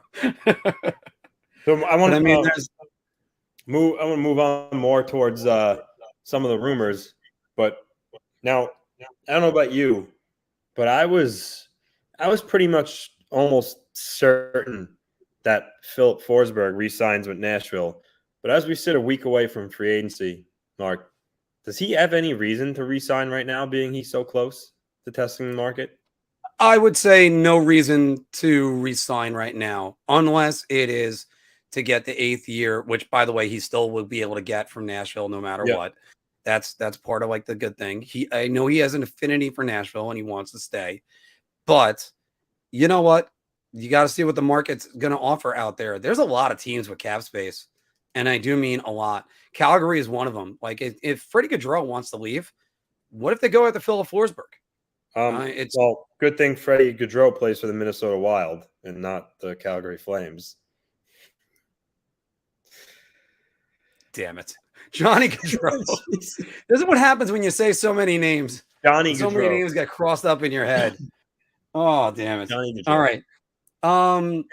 And they don't, the Calgary Flames actually don't, if you look at their cap space right now on paper, it seems like they have a lot, but you have to consider they have to re-sign Gaudreau, Matthew Tkachuk, Andrew Mangiapane. So those are 3 guys right there that are going to command a lot of money. So don't be fooled into thinking that the Flames do have a lot of cap space. And that is very true. Obviously, the New Jersey Devils have a good amount of cap space. The Buffalo Sabres have a good amount of cap space. The Detroit Red Wings have a good amount of cap space. And the worst part is, by the way, I just did my write-up on the Flames too. So I guess that was why I was thinking about the Flames, but also saying that their alternatives for Gaudreau really aren't that promising. They got to try to keep him. It seems like he's definitely going to go to free agency. I think he's got. Yeah, I think when you're this close, you have to see what the other teams are offering. That's why you have to get it done earlier. Can he still re-sign in Nashville? I would not be surprised if he resigns in Nashville, but that's about it on that. I think when you get this close, unless you're 100% certain that you really don't want to leave, I don't see any reason why you should re-sign with your team when you're this close to free agency. I mean, it's. And by the way, it's happened where superstars have gone back. Steven Stamkos did it. Yeah. Yep, absolutely. I think within 45 minutes of each other, Steven Stamkos re-signed with the Tampa Bay Lightning, and then the Montreal Canadiens traded PK Subban for Shea Weber. That's amazing. And then don't forget the Taylor Hall for Adam Larson. They said it was like the most crazy, I don't know what it was, like 34 minutes in the NHL. Wild has like Granny was just saying this just now. Wild has like $3 in cap space. Yeah. And by the way, that's what happens when you have $14 million in cap penalties. Mm-hmm. So, and I got to disagree with this, Rick. I don't think the NHL, if they want to be competitive, I think a flat cap is the way to go. I think if you could do soft cap, then it's just going to be, the Rangers are just going to dominate at that. And so with the Toronto Maple Leafs, you're just going to have the big organizations doing this. For one, I want to see a 32-team league. Right now, let's be honest, it's 31 because Arizona ain't doing crap, except for taking on all the garbage. So that way they can accumulate assets and try to be something in 3 years. Which, by the way, Anthony, that was a great article. There was a great article that I read the other day. I'm sorry. There was a great article I read the other day. How long do you think a team's rebuild should take? 3 years. Like if a team completely announces we're stripping it all down, 3 years is reasonable. 3 years. Yeah, okay. I think so. I mean, because I understand New York Rangers kind of warped everybody's sense on that because they won 2 lotteries, signed 2 premium free agents, and then didn't make the playoffs and then made the Eastern Conference Finals. I think 5 is the amount you have to say, maybe 4 when you talk about be a playoff contender or not. But I mean, you get teams like the Buffalo Sabres that have just that end up. Well, Romanell, I'm going to get that. I'm going to get to that in a second. You get teams that make the playoffs, and you say the rebuild's over. But I'm talking if you're going to just be a team that makes the playoffs, that's going to be it. I mean, look at what happened with the Sabres. The Sabres had Robin Lehner, Sam Reinhart, Jack Eichel. They got Rasmus Dahlin, and then they have to start all over again, in a sense. They basically went into a soft rebuild to get back. Like, they finished the season very well, but if they don't play like the last 2 months again, they're going to be tearing it down again. It's easy. You often see a bad team play really loose the last month or 2 of the season, and then the following year they're still bad. Happens all the time. I mean, the Sabres did play a lot of good hockey. I could see why maybe some fans are really excited for next season, but I don't see them being, unless they made major changes, I don't see them being a competitive team. And Romanell, I'm just saying the Rangers would end up signing everybody in free agency. And actually, I think the Rangers' salary cap, if you look at the Rangers with a salary cap in their era, they've been much more fiscally responsible than they were in the late 90s and early 2000s. Peter Nedved at one point was the third line center. You can't have that. It's just not there. I do think this is always a good question. I bring this up every year, Anthony. Teams, states that have no state income tax, do they have an unfair advantage? I think so, for sure. Yeah, definitely. And it's one of those things you have to consider. And by the way, Mr. Fantastic, add on one more, because Tennessee doesn't have a state income tax anymore, I believe. So, Francesca, hello. Welcome to the show. This is the first time I've seen you. Rangers did it with the pandemic pause, but they also did it before the pandemic, where, I mean, look, they benefited from Winnipeg's salary lottery ball going in, and then it was an NHL team at large that was in the playoffs that was going to be in there. So from the play-in round. So I still can't believe the Rangers won that lottery. I still remember the look on my face. But Buffalo, where players go to die.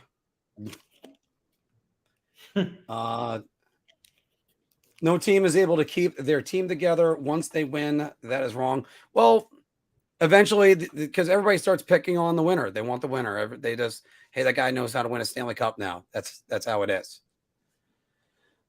Still looking through some of these. There's a lot of Ranger fans that are talking right now about trading Capo Caco for Miller. There's rumors of the Rangers being interested in Evan Rodriguez. Pass. Hard pass. If you're talking about Evan Rodriguez being like a second line center, no. Still no word on the schedule. Hearing some names like that, but I don't think trading Kako is the worst idea, personally. I mean, I'm not sold on he's going to be an impact player. I don't. I mean, maybe 50-point guy possibly, but I don't see it. Now I'm not gonna give him away for sure, but I mean, if you could trade him for an upgrade, I think you have to do it. Did you think Todd Bertuzzi was going to be a 40 goal scorer? I mean, no, but I know what you're trying to prove, but that doesn't mean that that's going to be the case for Kako. I don't see the gifted offensive goal scorer there. I don't. Maybe I'm wrong, but I just don't see it. I think the goals are going to come. I think the fact that he's a gifted puck handler, especially down low and in the corners, is good. Look, it's a development. And again, it's the development that the Rangers need to encourage and get out of him. Now, there's lots of those guys. They're right there. Which had you laughing? This one. Watch. Yeah. Now look at a completely different player. Not in a good way. Unfortunately, Sean, you're right about that one. Yeah, you're right about that one. By the way, 3060 you're watching right now. Thank you very much, everybody. I don't know. I'm not sold. I would move Kako for Scheifele. I would move Kako for. I don't know about JT Miller only because I don't know if they'd re-sign him. But if you can move Kako for a player with term, I think. All right, but here's the thing: you move Kako, I think that makes Kravtsov a must keep. Yeah, maybe. Yeah. You would think you need winger help on the wing for sure.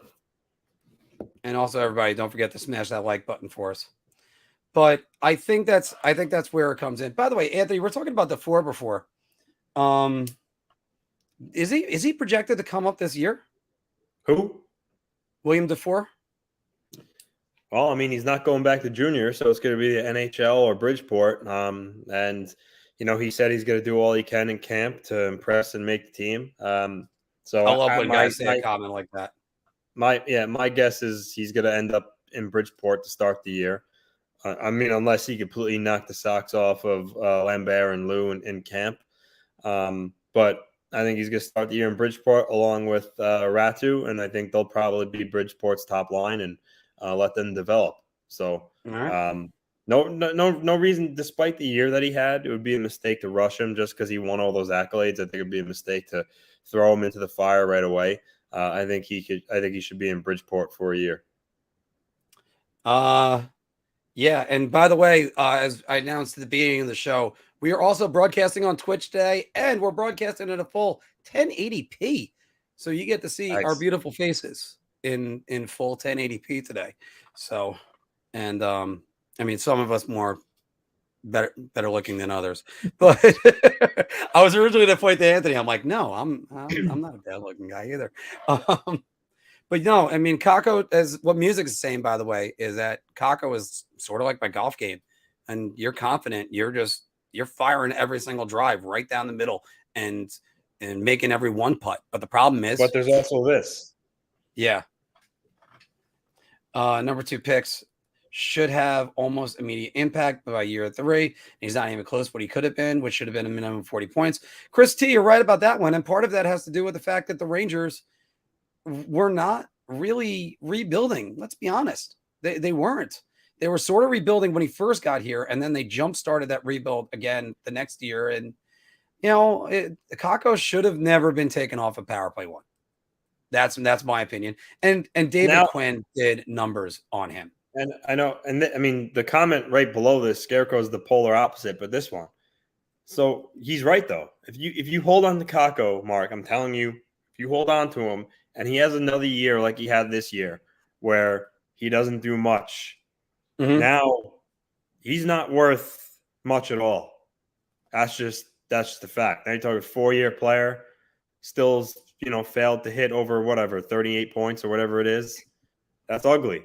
Now his value isn't worth squat. Now, here's the thing. What do you reasonably think you're getting back for him right now?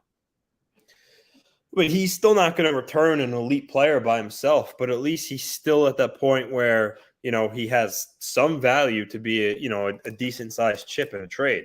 Whereas next year, I mean, even as like a secondary piece, he doesn't bring much value to a deal. Whereas this year, he does. You take Kako and Hedl along with a pick. Okay, well, now you're talking something. Next year, it's not the case anymore. I think, because again, I understand they have to re-sign him right now. And if you want to try to shave off $2 million out of the salary cap, the Rangers can do that right now.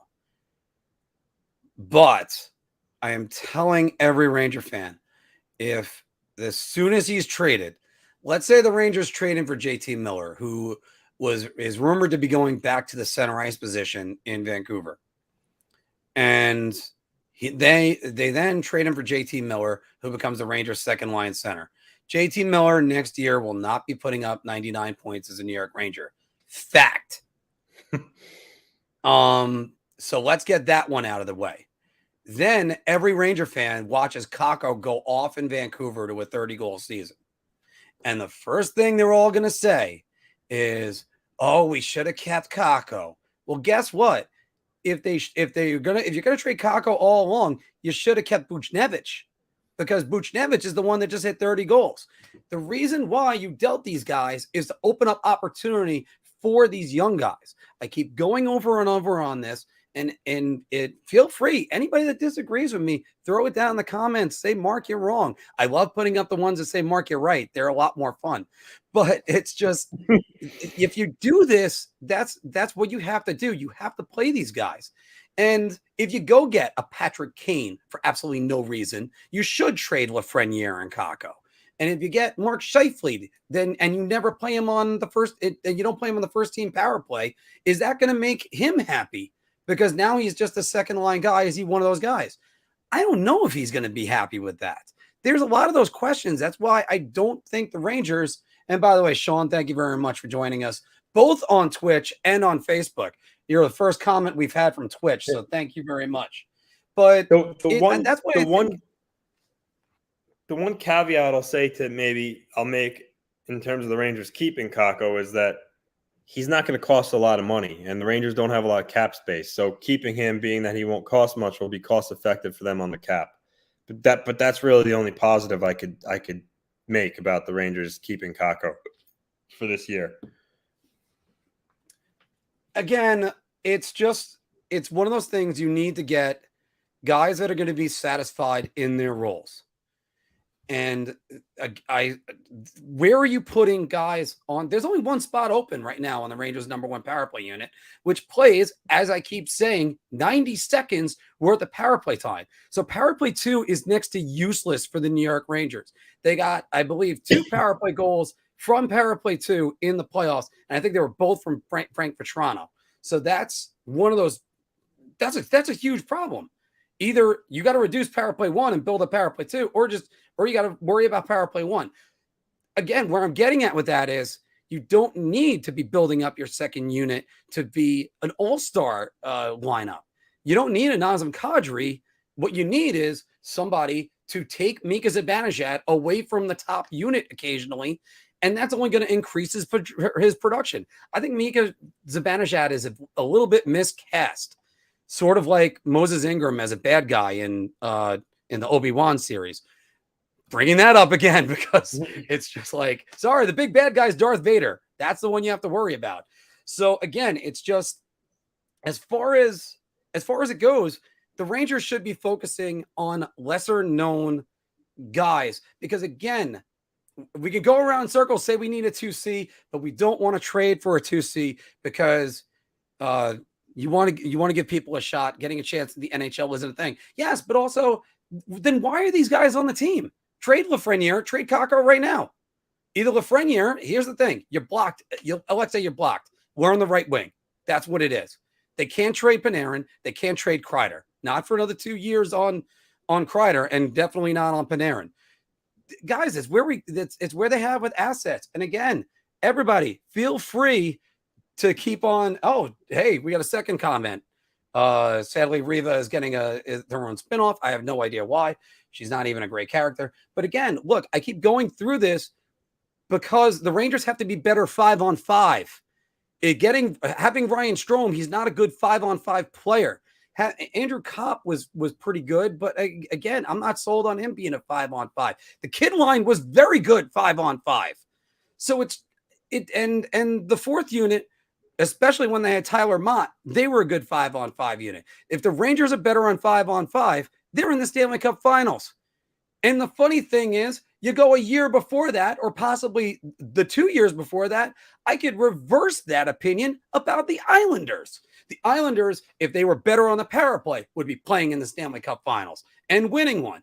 So again, you got to take the happy medium. Yeah, the Rangers got the star power, and I'm going off right now, guys. I'm gonna try to wrap this up in a second. Also, because Anthony's smiling because he hasn't said a word in about 5 minutes. But it's just, if the Rangers are going to do anything, they need to build up 5-on-5. You're not getting that with Ryan Strome. You're not really getting that with Mark Scheifele, arguably. And I don't know. Maybe Pierre-Luc Dubois would be an answer there, but there are cheaper options that are available. And the thing is, the Rangers have to go after their depth. There really isn't a center ice position that's in the system that you could really look at and go, that guy's going to be the one. Maybe Filipino. It's just there's other options that they have out there. That's why I don't want to talk about Pierre-Luc Dubois. That's why I don't want to talk about Mike Scheifele. I think the better option is getting everything lower. Go. I'll get to Dubois in 1 second. Kevin Weeks, who breaks news like his job's becoming one of the best insiders in the league. He has breaking news, and unfortunately, it's sad news. But he's saying longtime NHL defenseman and current Sharks scout Brian Marchment has passed away. So condolences to Brian Marchment's family. Now I remember him. He was a hard hitting defenseman. Didn't bring much offense to a game, but he was a tough son of a gun to play against, and could he ever throw a devastating body check? So condolences to his family, but that's it's sad news. And also just when you hear stuff like that, it makes you feel like you're getting older. I mean, I remember watching Brian Marchment play, growing up. So it's tough news to hear. But he was a solid stay-at-home defenseman who would punch you in the teeth and hit you hard. Yeah, and you know what? He was a guy that was always sought after. I believe Edmonton and Philadelphia he also played for as well. And he was a guy that played on the line. He would cross that line. But he was sort of like the late 90s answer to Ulf Samuelsson in a way. And it's just that's where there are so many good defensemen in that era. And Brian Marchment was one of them. And it sucks. Yep. It sucks hearing news like that. Did they list any reason why, or just no? It didn't. No. Yeah, no. I actually just had a friend who, Jimmy Vincent, rest well, buddy, regular of mine at the bar. I just served him the other day. He was going to, I think it was Hershey Park with his family, and just had a seizure and a heart attack. Done. And every day's a gift. Every day is a gift, and it's a blessing. And I hope I have many, many, many more ahead of me, no matter how much cheese I eat. It's just or how much I drink. It's just one of those things. It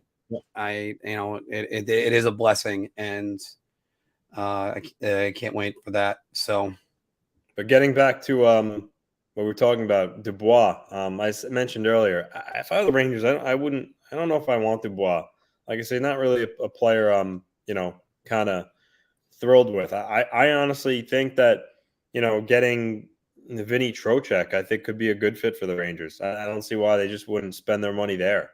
I mean, Trocheck is he could skate, he could play well in his own end, and he can, and he could put up some offensive numbers. I think he's the way to. I mean, the only thing that depends on his price tag. I mean, I think he's going to fall in that $5 to $6 million range. I mean, I don't think he should get any more than 6. But if he's going to be in that ballpark, I think he's the much better option for the Rangers. Well, thanks for answering the question I was going to ask, but fortunately, you read my mind. So it's I have to look up what Trocheck's salary was last year. First off, by the way, signing Vinny Trocheck would be a great thing for the Rangers for 2 reasons. One, he does play well defensively. He's not going to break the bank on you. He's a pretty good teammate from all recollections that I hear. And the other thing is, it weakens Carolina. That's a player you could pluck from Carolina. Mm-hmm. Go ahead and replace him, because now he's on the other team, and you got to do that. And this is what I referenced before. I think he wants to make his way to the Canadiens in free agency. I mean, listen, maybe playing in a city like New York, that might be good enough for him too. But I don't know. I don't like him. He forced his way out of Columbus. Now he's essentially forcing his way out of Winnipeg. And I get it. Winnipeg's not the best place to live. I mean, it's not like, it's a kind of like Edmonton. It's, not really, it's cold and whatnot, but still, I mean, I'm not really a huge fan of Dubois. I think Trocheck would be much better. And I have to say this, the Romanel, you're right about that. He's a point per game guy. He's 51% on faceoffs. He's a guy that I've tooted my horn to him a lot, to Anthony, about how I would love it if he was a New York Ranger. That minus 17 is not something that I like. And I know plus minus can be fudged a little bit, but he also had the worst defensive WAR out of any player in the NHL. So if the one good thing would be he would be a guy, if the Rangers got him, they have him for next year at about, I think it's 6 million. That would be fine. But no, I would stay away from Mark Scheifele. And again, like now, by the way, Anthony, I gotta say this. Dubois, I think if you're doing that, that's gonna be it's almost like be careful what you wish for. Guys you got to sign him to an extension. He's an RFA too, I believe. So, I mean, you got to trade for him, then you have to sign him to an extension. And despite, he's still going to cost a good amount. I mean, Winnipeg's going to ask for Philip Hedl or maybe even Capo Caco. So he's not going to come cheap either. That's the thing that I think makes it even more of a no-go, is that he's not going to come cheap. Again, I think Trocheck's the better fit. And also, because also where I'm trying to get with PLD, if he goes there, is Montreal's a tough market to play in. They're a very tough market to play in. I can't imagine if you're gonna ask to go there like Jonathan Drouin did. Okay, that's going to be a tough one, and Drouin has not been worth giving up Sergachev so far. No, Sergachev has been great. Yeah, Sergachev has been great. Wait, Wicked, what's this one, Anthony? Did you read the character stuff that came out when Dubois was draft eligible, or is it recently? I don't remember anything circa 2016 about his character.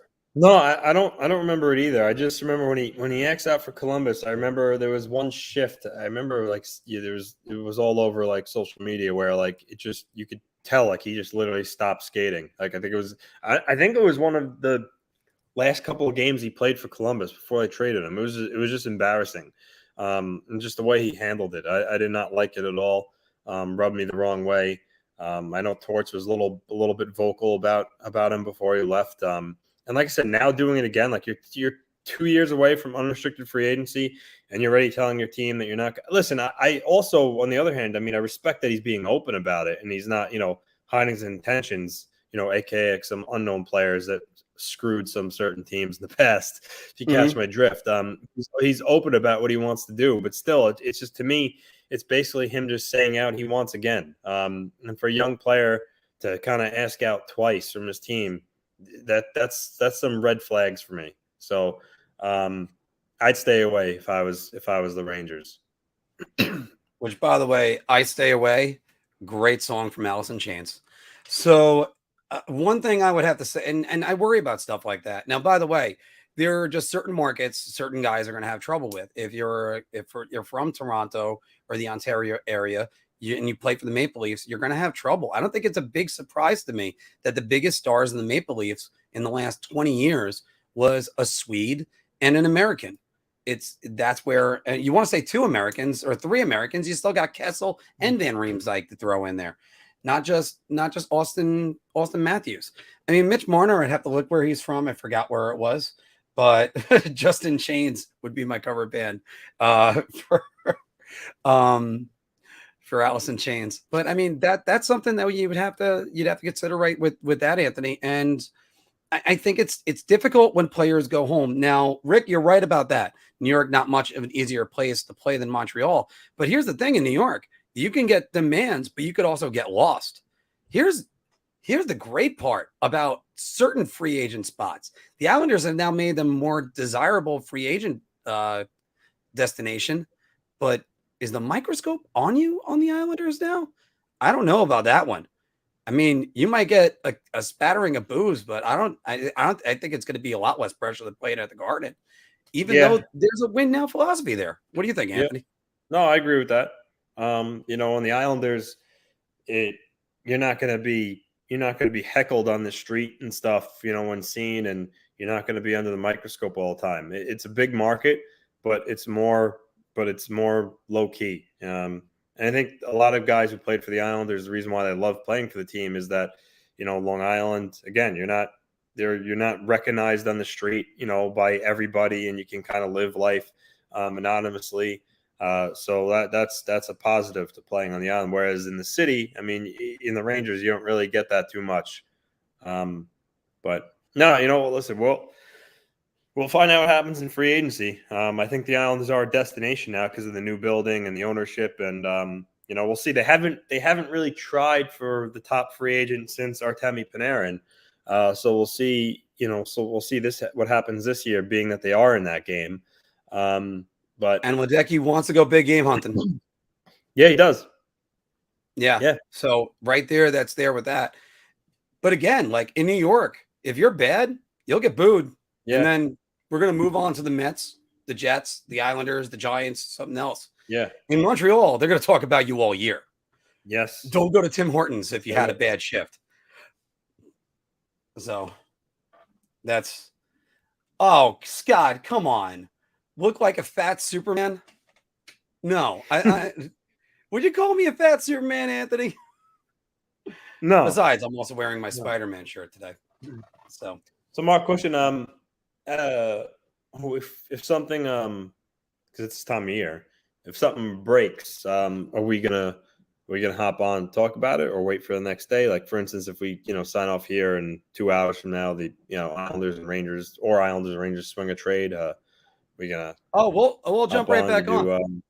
Yeah, if we can, we'll jump right back on, especially if I'm not on the golf course, because most of my afternoons, if I'm not at the gym, I'm going to be right at this desk doing articles, doing team summaries at the moment, which some of them might be obsolete within a week, but still, we're building up the podcast articles. You could all read them right over there. And of course, it's actually been too long since I've mentioned this, that everybody, don't forget, go to Manscaped, 20%, use the code BAH, which there will be shirts and hats coming out soon. That's other things Anthony and I are going to talk about as soon as we sign off on the podcast. But Anthony, we're going to we'll break news. As long as I'm not working, we're breaking news. So, and we will constantly be, especially if the bigger the news is. If we're talking about the New York Islanders, and I think me and you are going to be on next Wednesday at 11:30, if not earlier, depending on if there's bigger news that just landed. But 12:01, Anthony, are we going to get the news that Johnny Gaudreau signs with the New York Islanders or the Philadelphia Flyers? Well, I don't know if it'd be 12:01. But yeah, no, I'd be ecstatic. That would be great. It would kind of really be a long time coming. The Islanders haven't signed a top free agent. Well, actually, no, that I think about it. Granted, it wasn't a strong free agent class, but when the Islanders signed Andrew Ladd that year, honestly, you could make a case he was the best free agent out there. I mean, that was the class where it was Oposo, Nielsen, Lucic, Eriksson. Ladd, by some, was said to be the top free agent in what was a weak class. So technically speaking, they did, but you know what I mean. They haven't signed like a superstar like Artemi Panarin.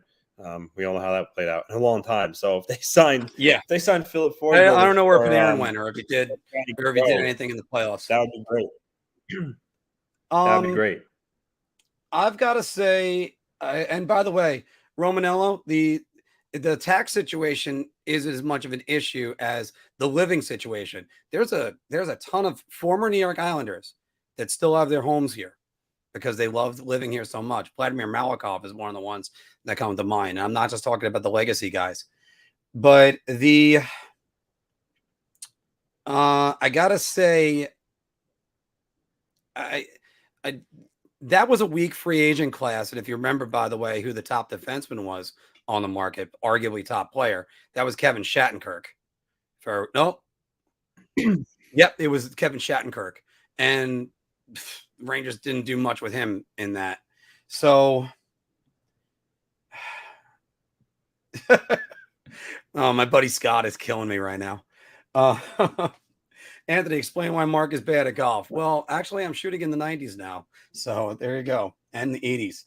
So you're what? And so I think the Islanders are going to be a good market because I think they can land somebody and not have all the pressure on them. And quietly, guys can go about their careers. And that's going to be a great thing. No, you're right. Yeah. And it's Johnny Gaudreau would also just fits them like a glove. 100-point scorer in a defensive system the way he was in Calgary this year. And their line, I think it was a plus 180, I think it was. Ooh, what do you got here, Anthony? Well, we just mentioned Panarin, so I just wanted to bring it up and relive my heartbreak. This is that tweet from Bob McKenzie in 2019. Signs point to Bobrovsky end up in Florida, while NYI appear to be the favorite to land Panarin. So, yeah, that's the closest they came. I think every Islander fan was jumping for joy, being that the best insider at the time, and might be of all time, frankly, Bobby Mack, reported that Panarin was going with the Islanders. That was great. What's his other nickname? Is it Bobby Margarita? What? What's his other nickname that he gives himself? Bobby Margarita? Yeah, Bobby Margarita.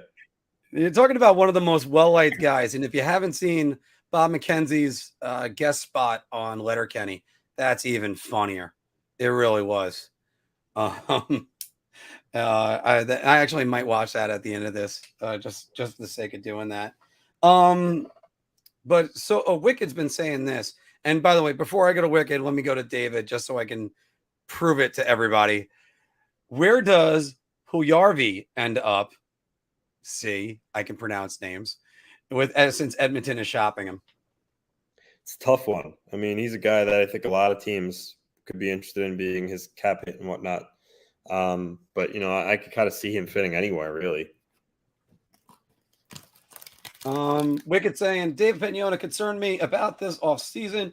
He didn't give me the warm and fuzzies that the Islanders will do anything. He said that they wanted to, but not sure if it'll happen.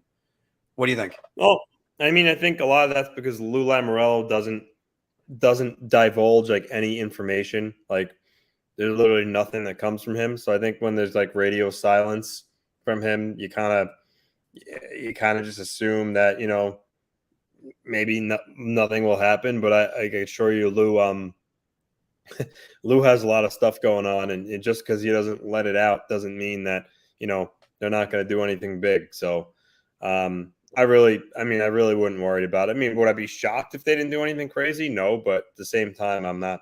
I think it's just hard to get a read on what Lou's thinking or what Lou does.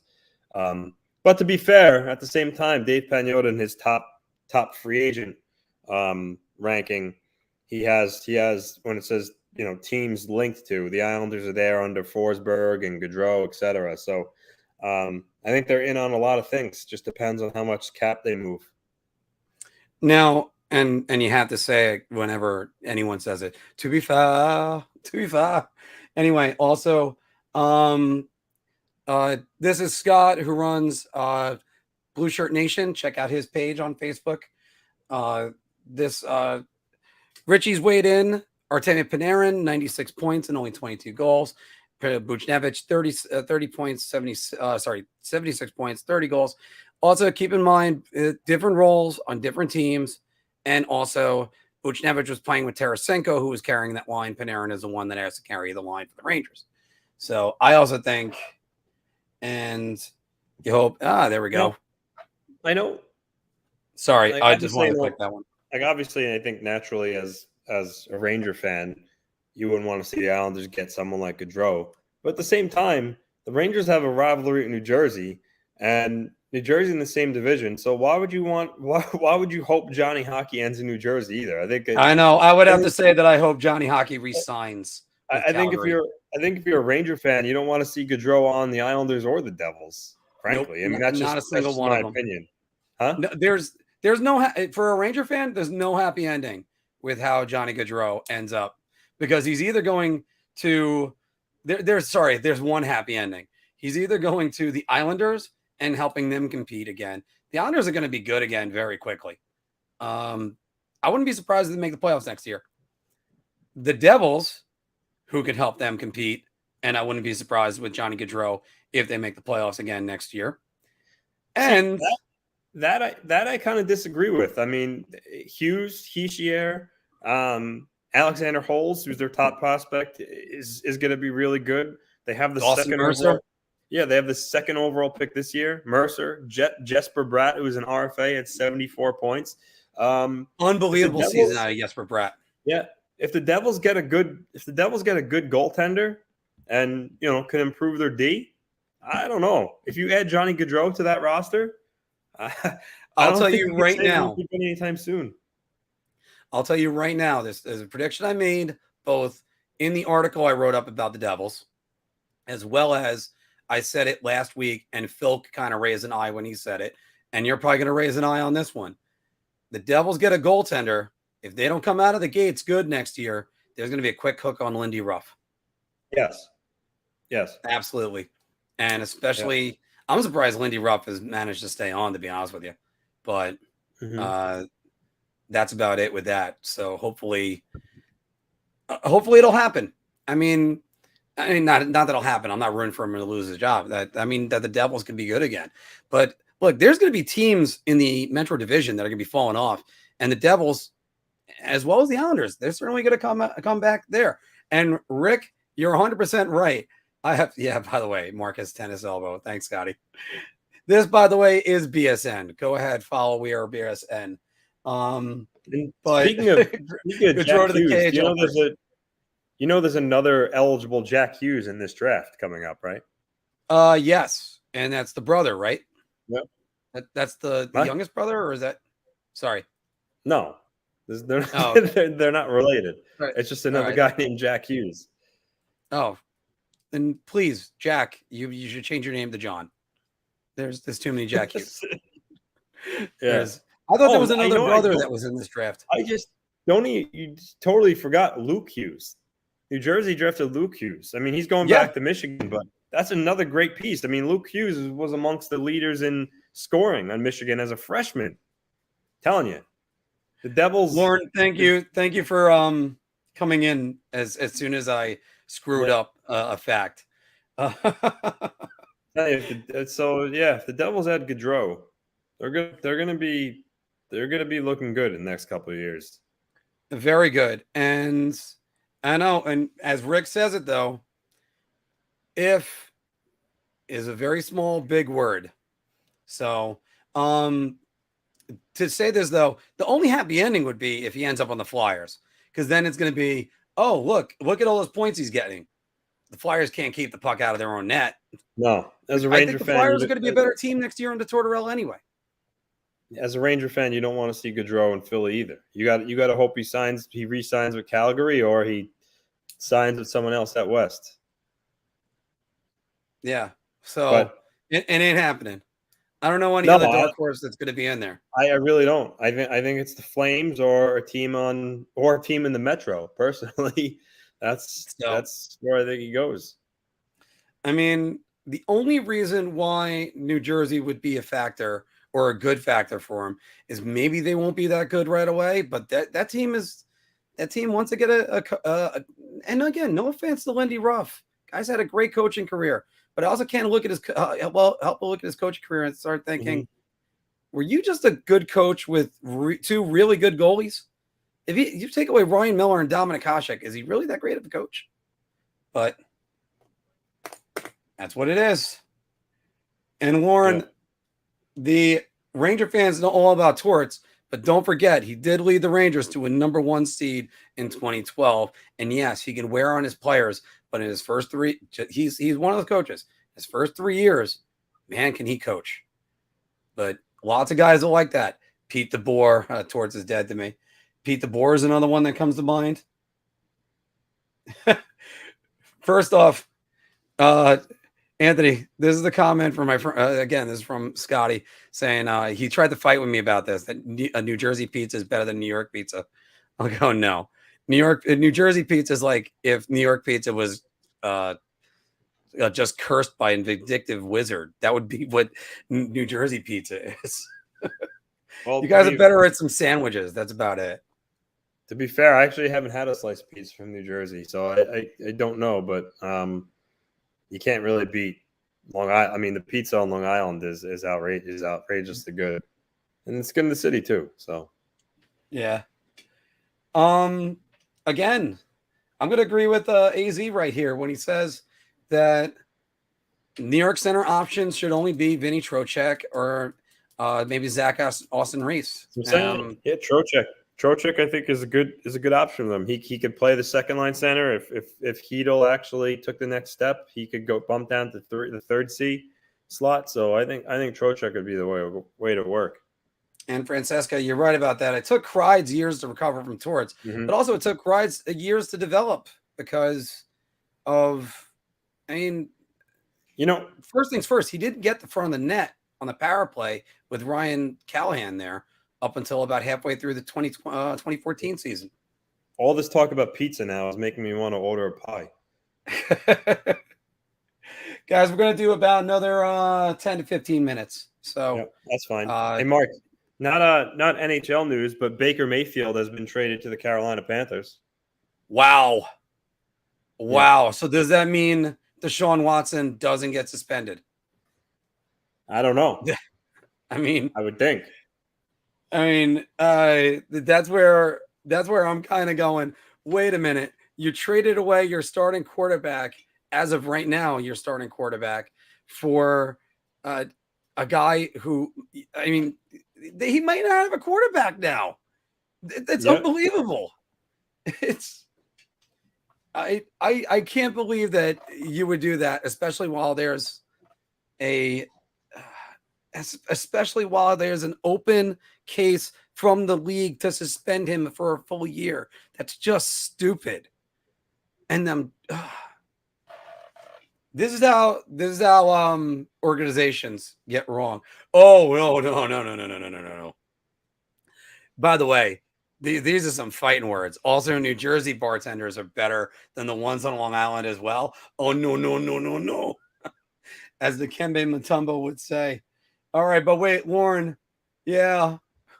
I mean, what? Mayfield is a Panther? You got to be kidding me. There's no way. There is absolutely no way.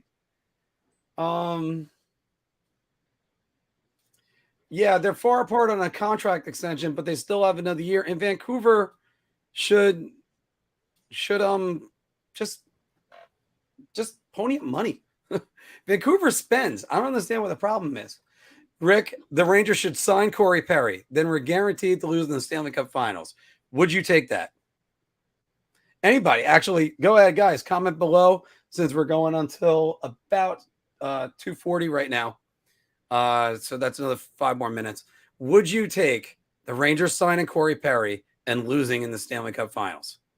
So I am in disbelief on a lot of that. That's a lot of big news. And again, the guy has 25 sexual harassment cases that are open.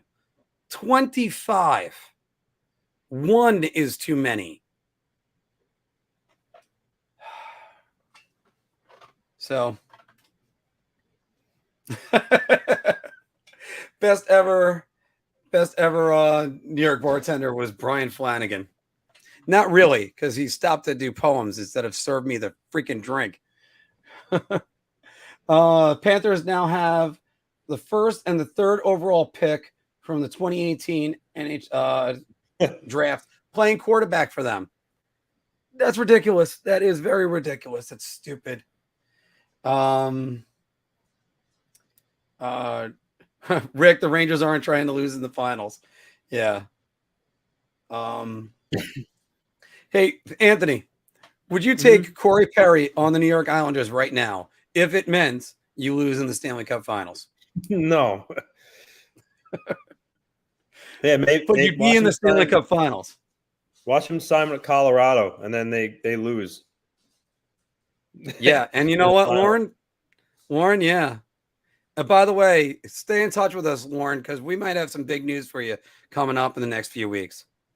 Well, I know you're going to stay in touch anyway. You've been great. It's been great since, and everybody that we're getting trickling in had some Penguins fans through the years that have stayed with us. So there's a lot of that. Talking pucks, that's what we do. Will the Miami O-line hold up this year, or will it still be the train wreck I think it'll still be a bit of a train wreck. And there goes my pen. So Marion host. But Sean, Marion hosted did the same thing only 2 years in a row. Lost with Pittsburgh, lost with Detroit, and then won the Cup the third year with Chicago. Perry has lost the last 3 Stanley Cup finals. I forgot Connecticut was a state.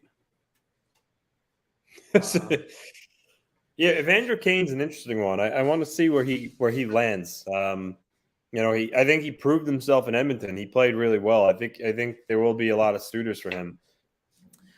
You ever have that guy that can clean up his act for about a year, maybe even like a few months, and then returns right back to where he was? That's Evander Kane. Yeah. Water always finds its level. Yeah. So I have no faith in Evander Kane. If the Rangers signed Evander Kane tomorrow and they signed him to a 5-year deal, they'll be wanting to deal him within a year and a half. Yep. So I forgot that. Yeah. Who could the New York Islanders sign in free agency that'll surprise with the Islanders? You know what? I'm going to go with your guy, Andre Burakovsky. Yeah. The Islanders get him. He's going to be a hell of a player. I don't know if I would say surprise because the Islanders need offense, and if they miss out on the big guys, he'd be a good fit. But I'm going to go. So a surprise player to sign? Go ahead. Give me yours first. Nick Leddy returns. If they can't swing a trade for a Girard or a Chikrin, it's a guy they know. He skates well. Should be able to get him a good value. I'm going to go with John Klingberg. I've said that a couple different times. I would not be surprised if the Islanders whiff on a couple guys and decide to strengthen their blue line with John Klingberg. Well, the thing is, Klingberg plays the right side, though. They already have Pollock, Dobson, Mayfield on the right side. They need help on the left side. So I don't. Can he play both? What? Can he play both? I don't know if he played the offside. Then how about this? Brendan Smith. He doesn't move the needle for them. He's a bottom pair guy. They need a. I know, but if that's all you need is a bottom pair guy, go ahead, go get a bottom pair guy. I mean, I've said this too. I think the Rangers should go after Ian Cole. Go get Ian Cole. Yeah. Now you got somebody to go with Schneider or with Trouba, if you will, if they move Schneider up, and then now you got 2 great pairs at the bottom. So my prediction is Connor Geekie, skilled forward, could score. I know there's the Brad Lambert option out there. He's, and like I said, Corey Promen's last mock today, he had him dropped into the 20s. Said he could still see him picked in the teens, but he fell a little bit similar to Ratu. Ratu was at one point was talked about being the first overall pick, and he fell. And now the same thing happened to Lambert. So we'll see. But that's my guess is Connor Geekie. Or I would love if Matthew Savoy dropped to them because he's ultra skilled. He's just really small. I can't believe I'm staring at Baker Mayfield in a Panthers jersey. Connor Geekie would be a good one. By the way, didn't the Islanders say years ago when they passed on Zach Parise that they don't do legacies? And now they're going to go and draft.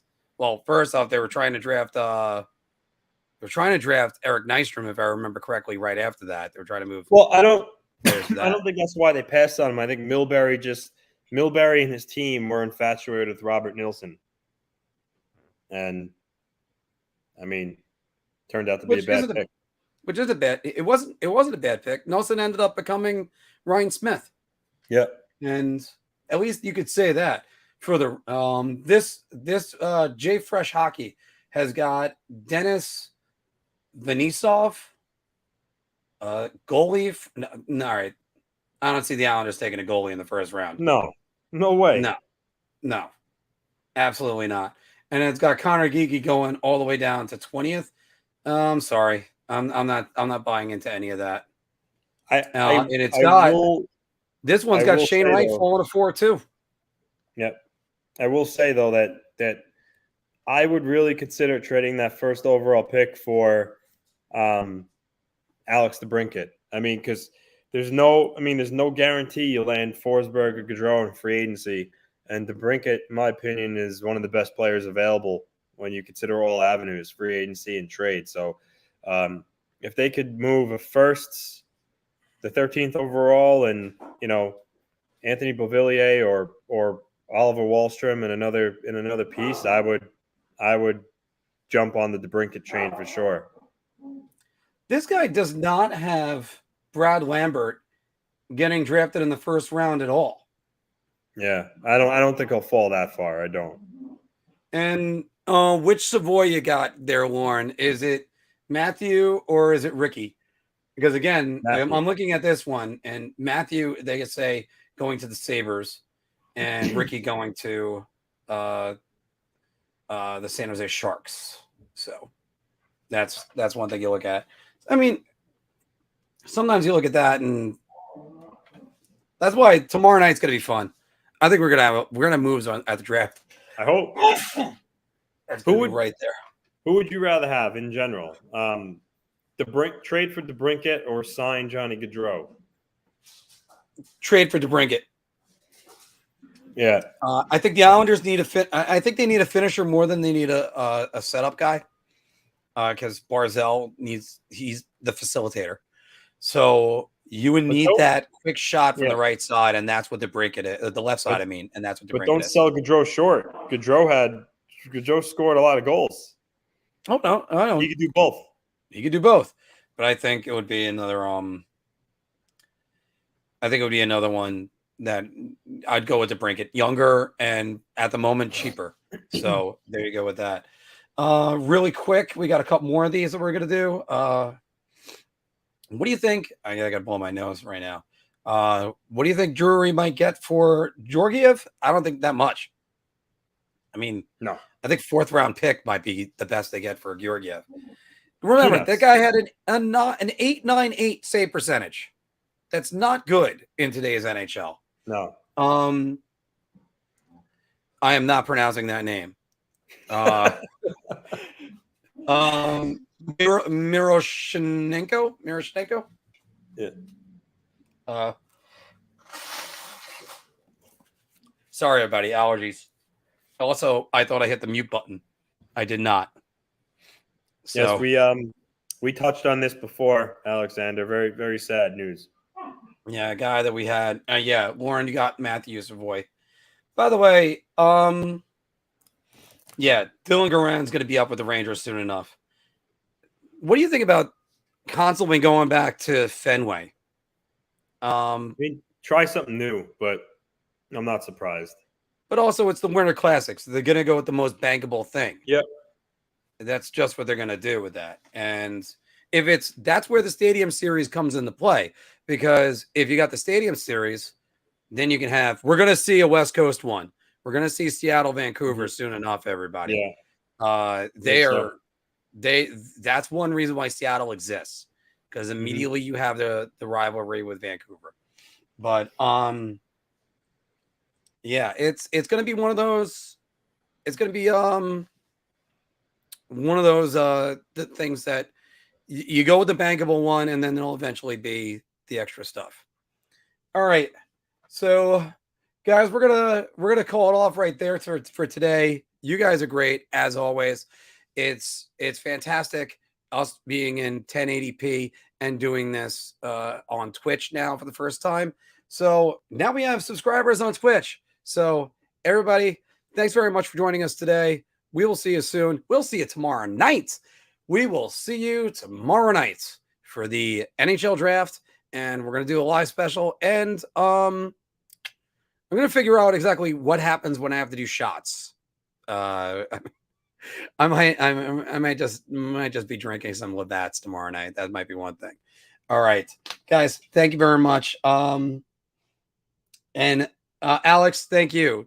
And also I'll check out what you have for the Sorokin news. Hopefully he gets in just fine. Once again, check out Manscaped. Use the code BAH. We're going to be launching Big Apple Hockey Store, hopefully within the month, and start selling some merchandise. It is going to be a great time. We're going to be doing all these things. And Panthers outdoor game in Miami. You know what, Rick? That actually is a great idea. Have the Panthers play the Lightning in or Tampa in either Marlins Stadium or even Hard Rock Stadium it's got a roof, but it's not enclosed. But they've proven that they could do that.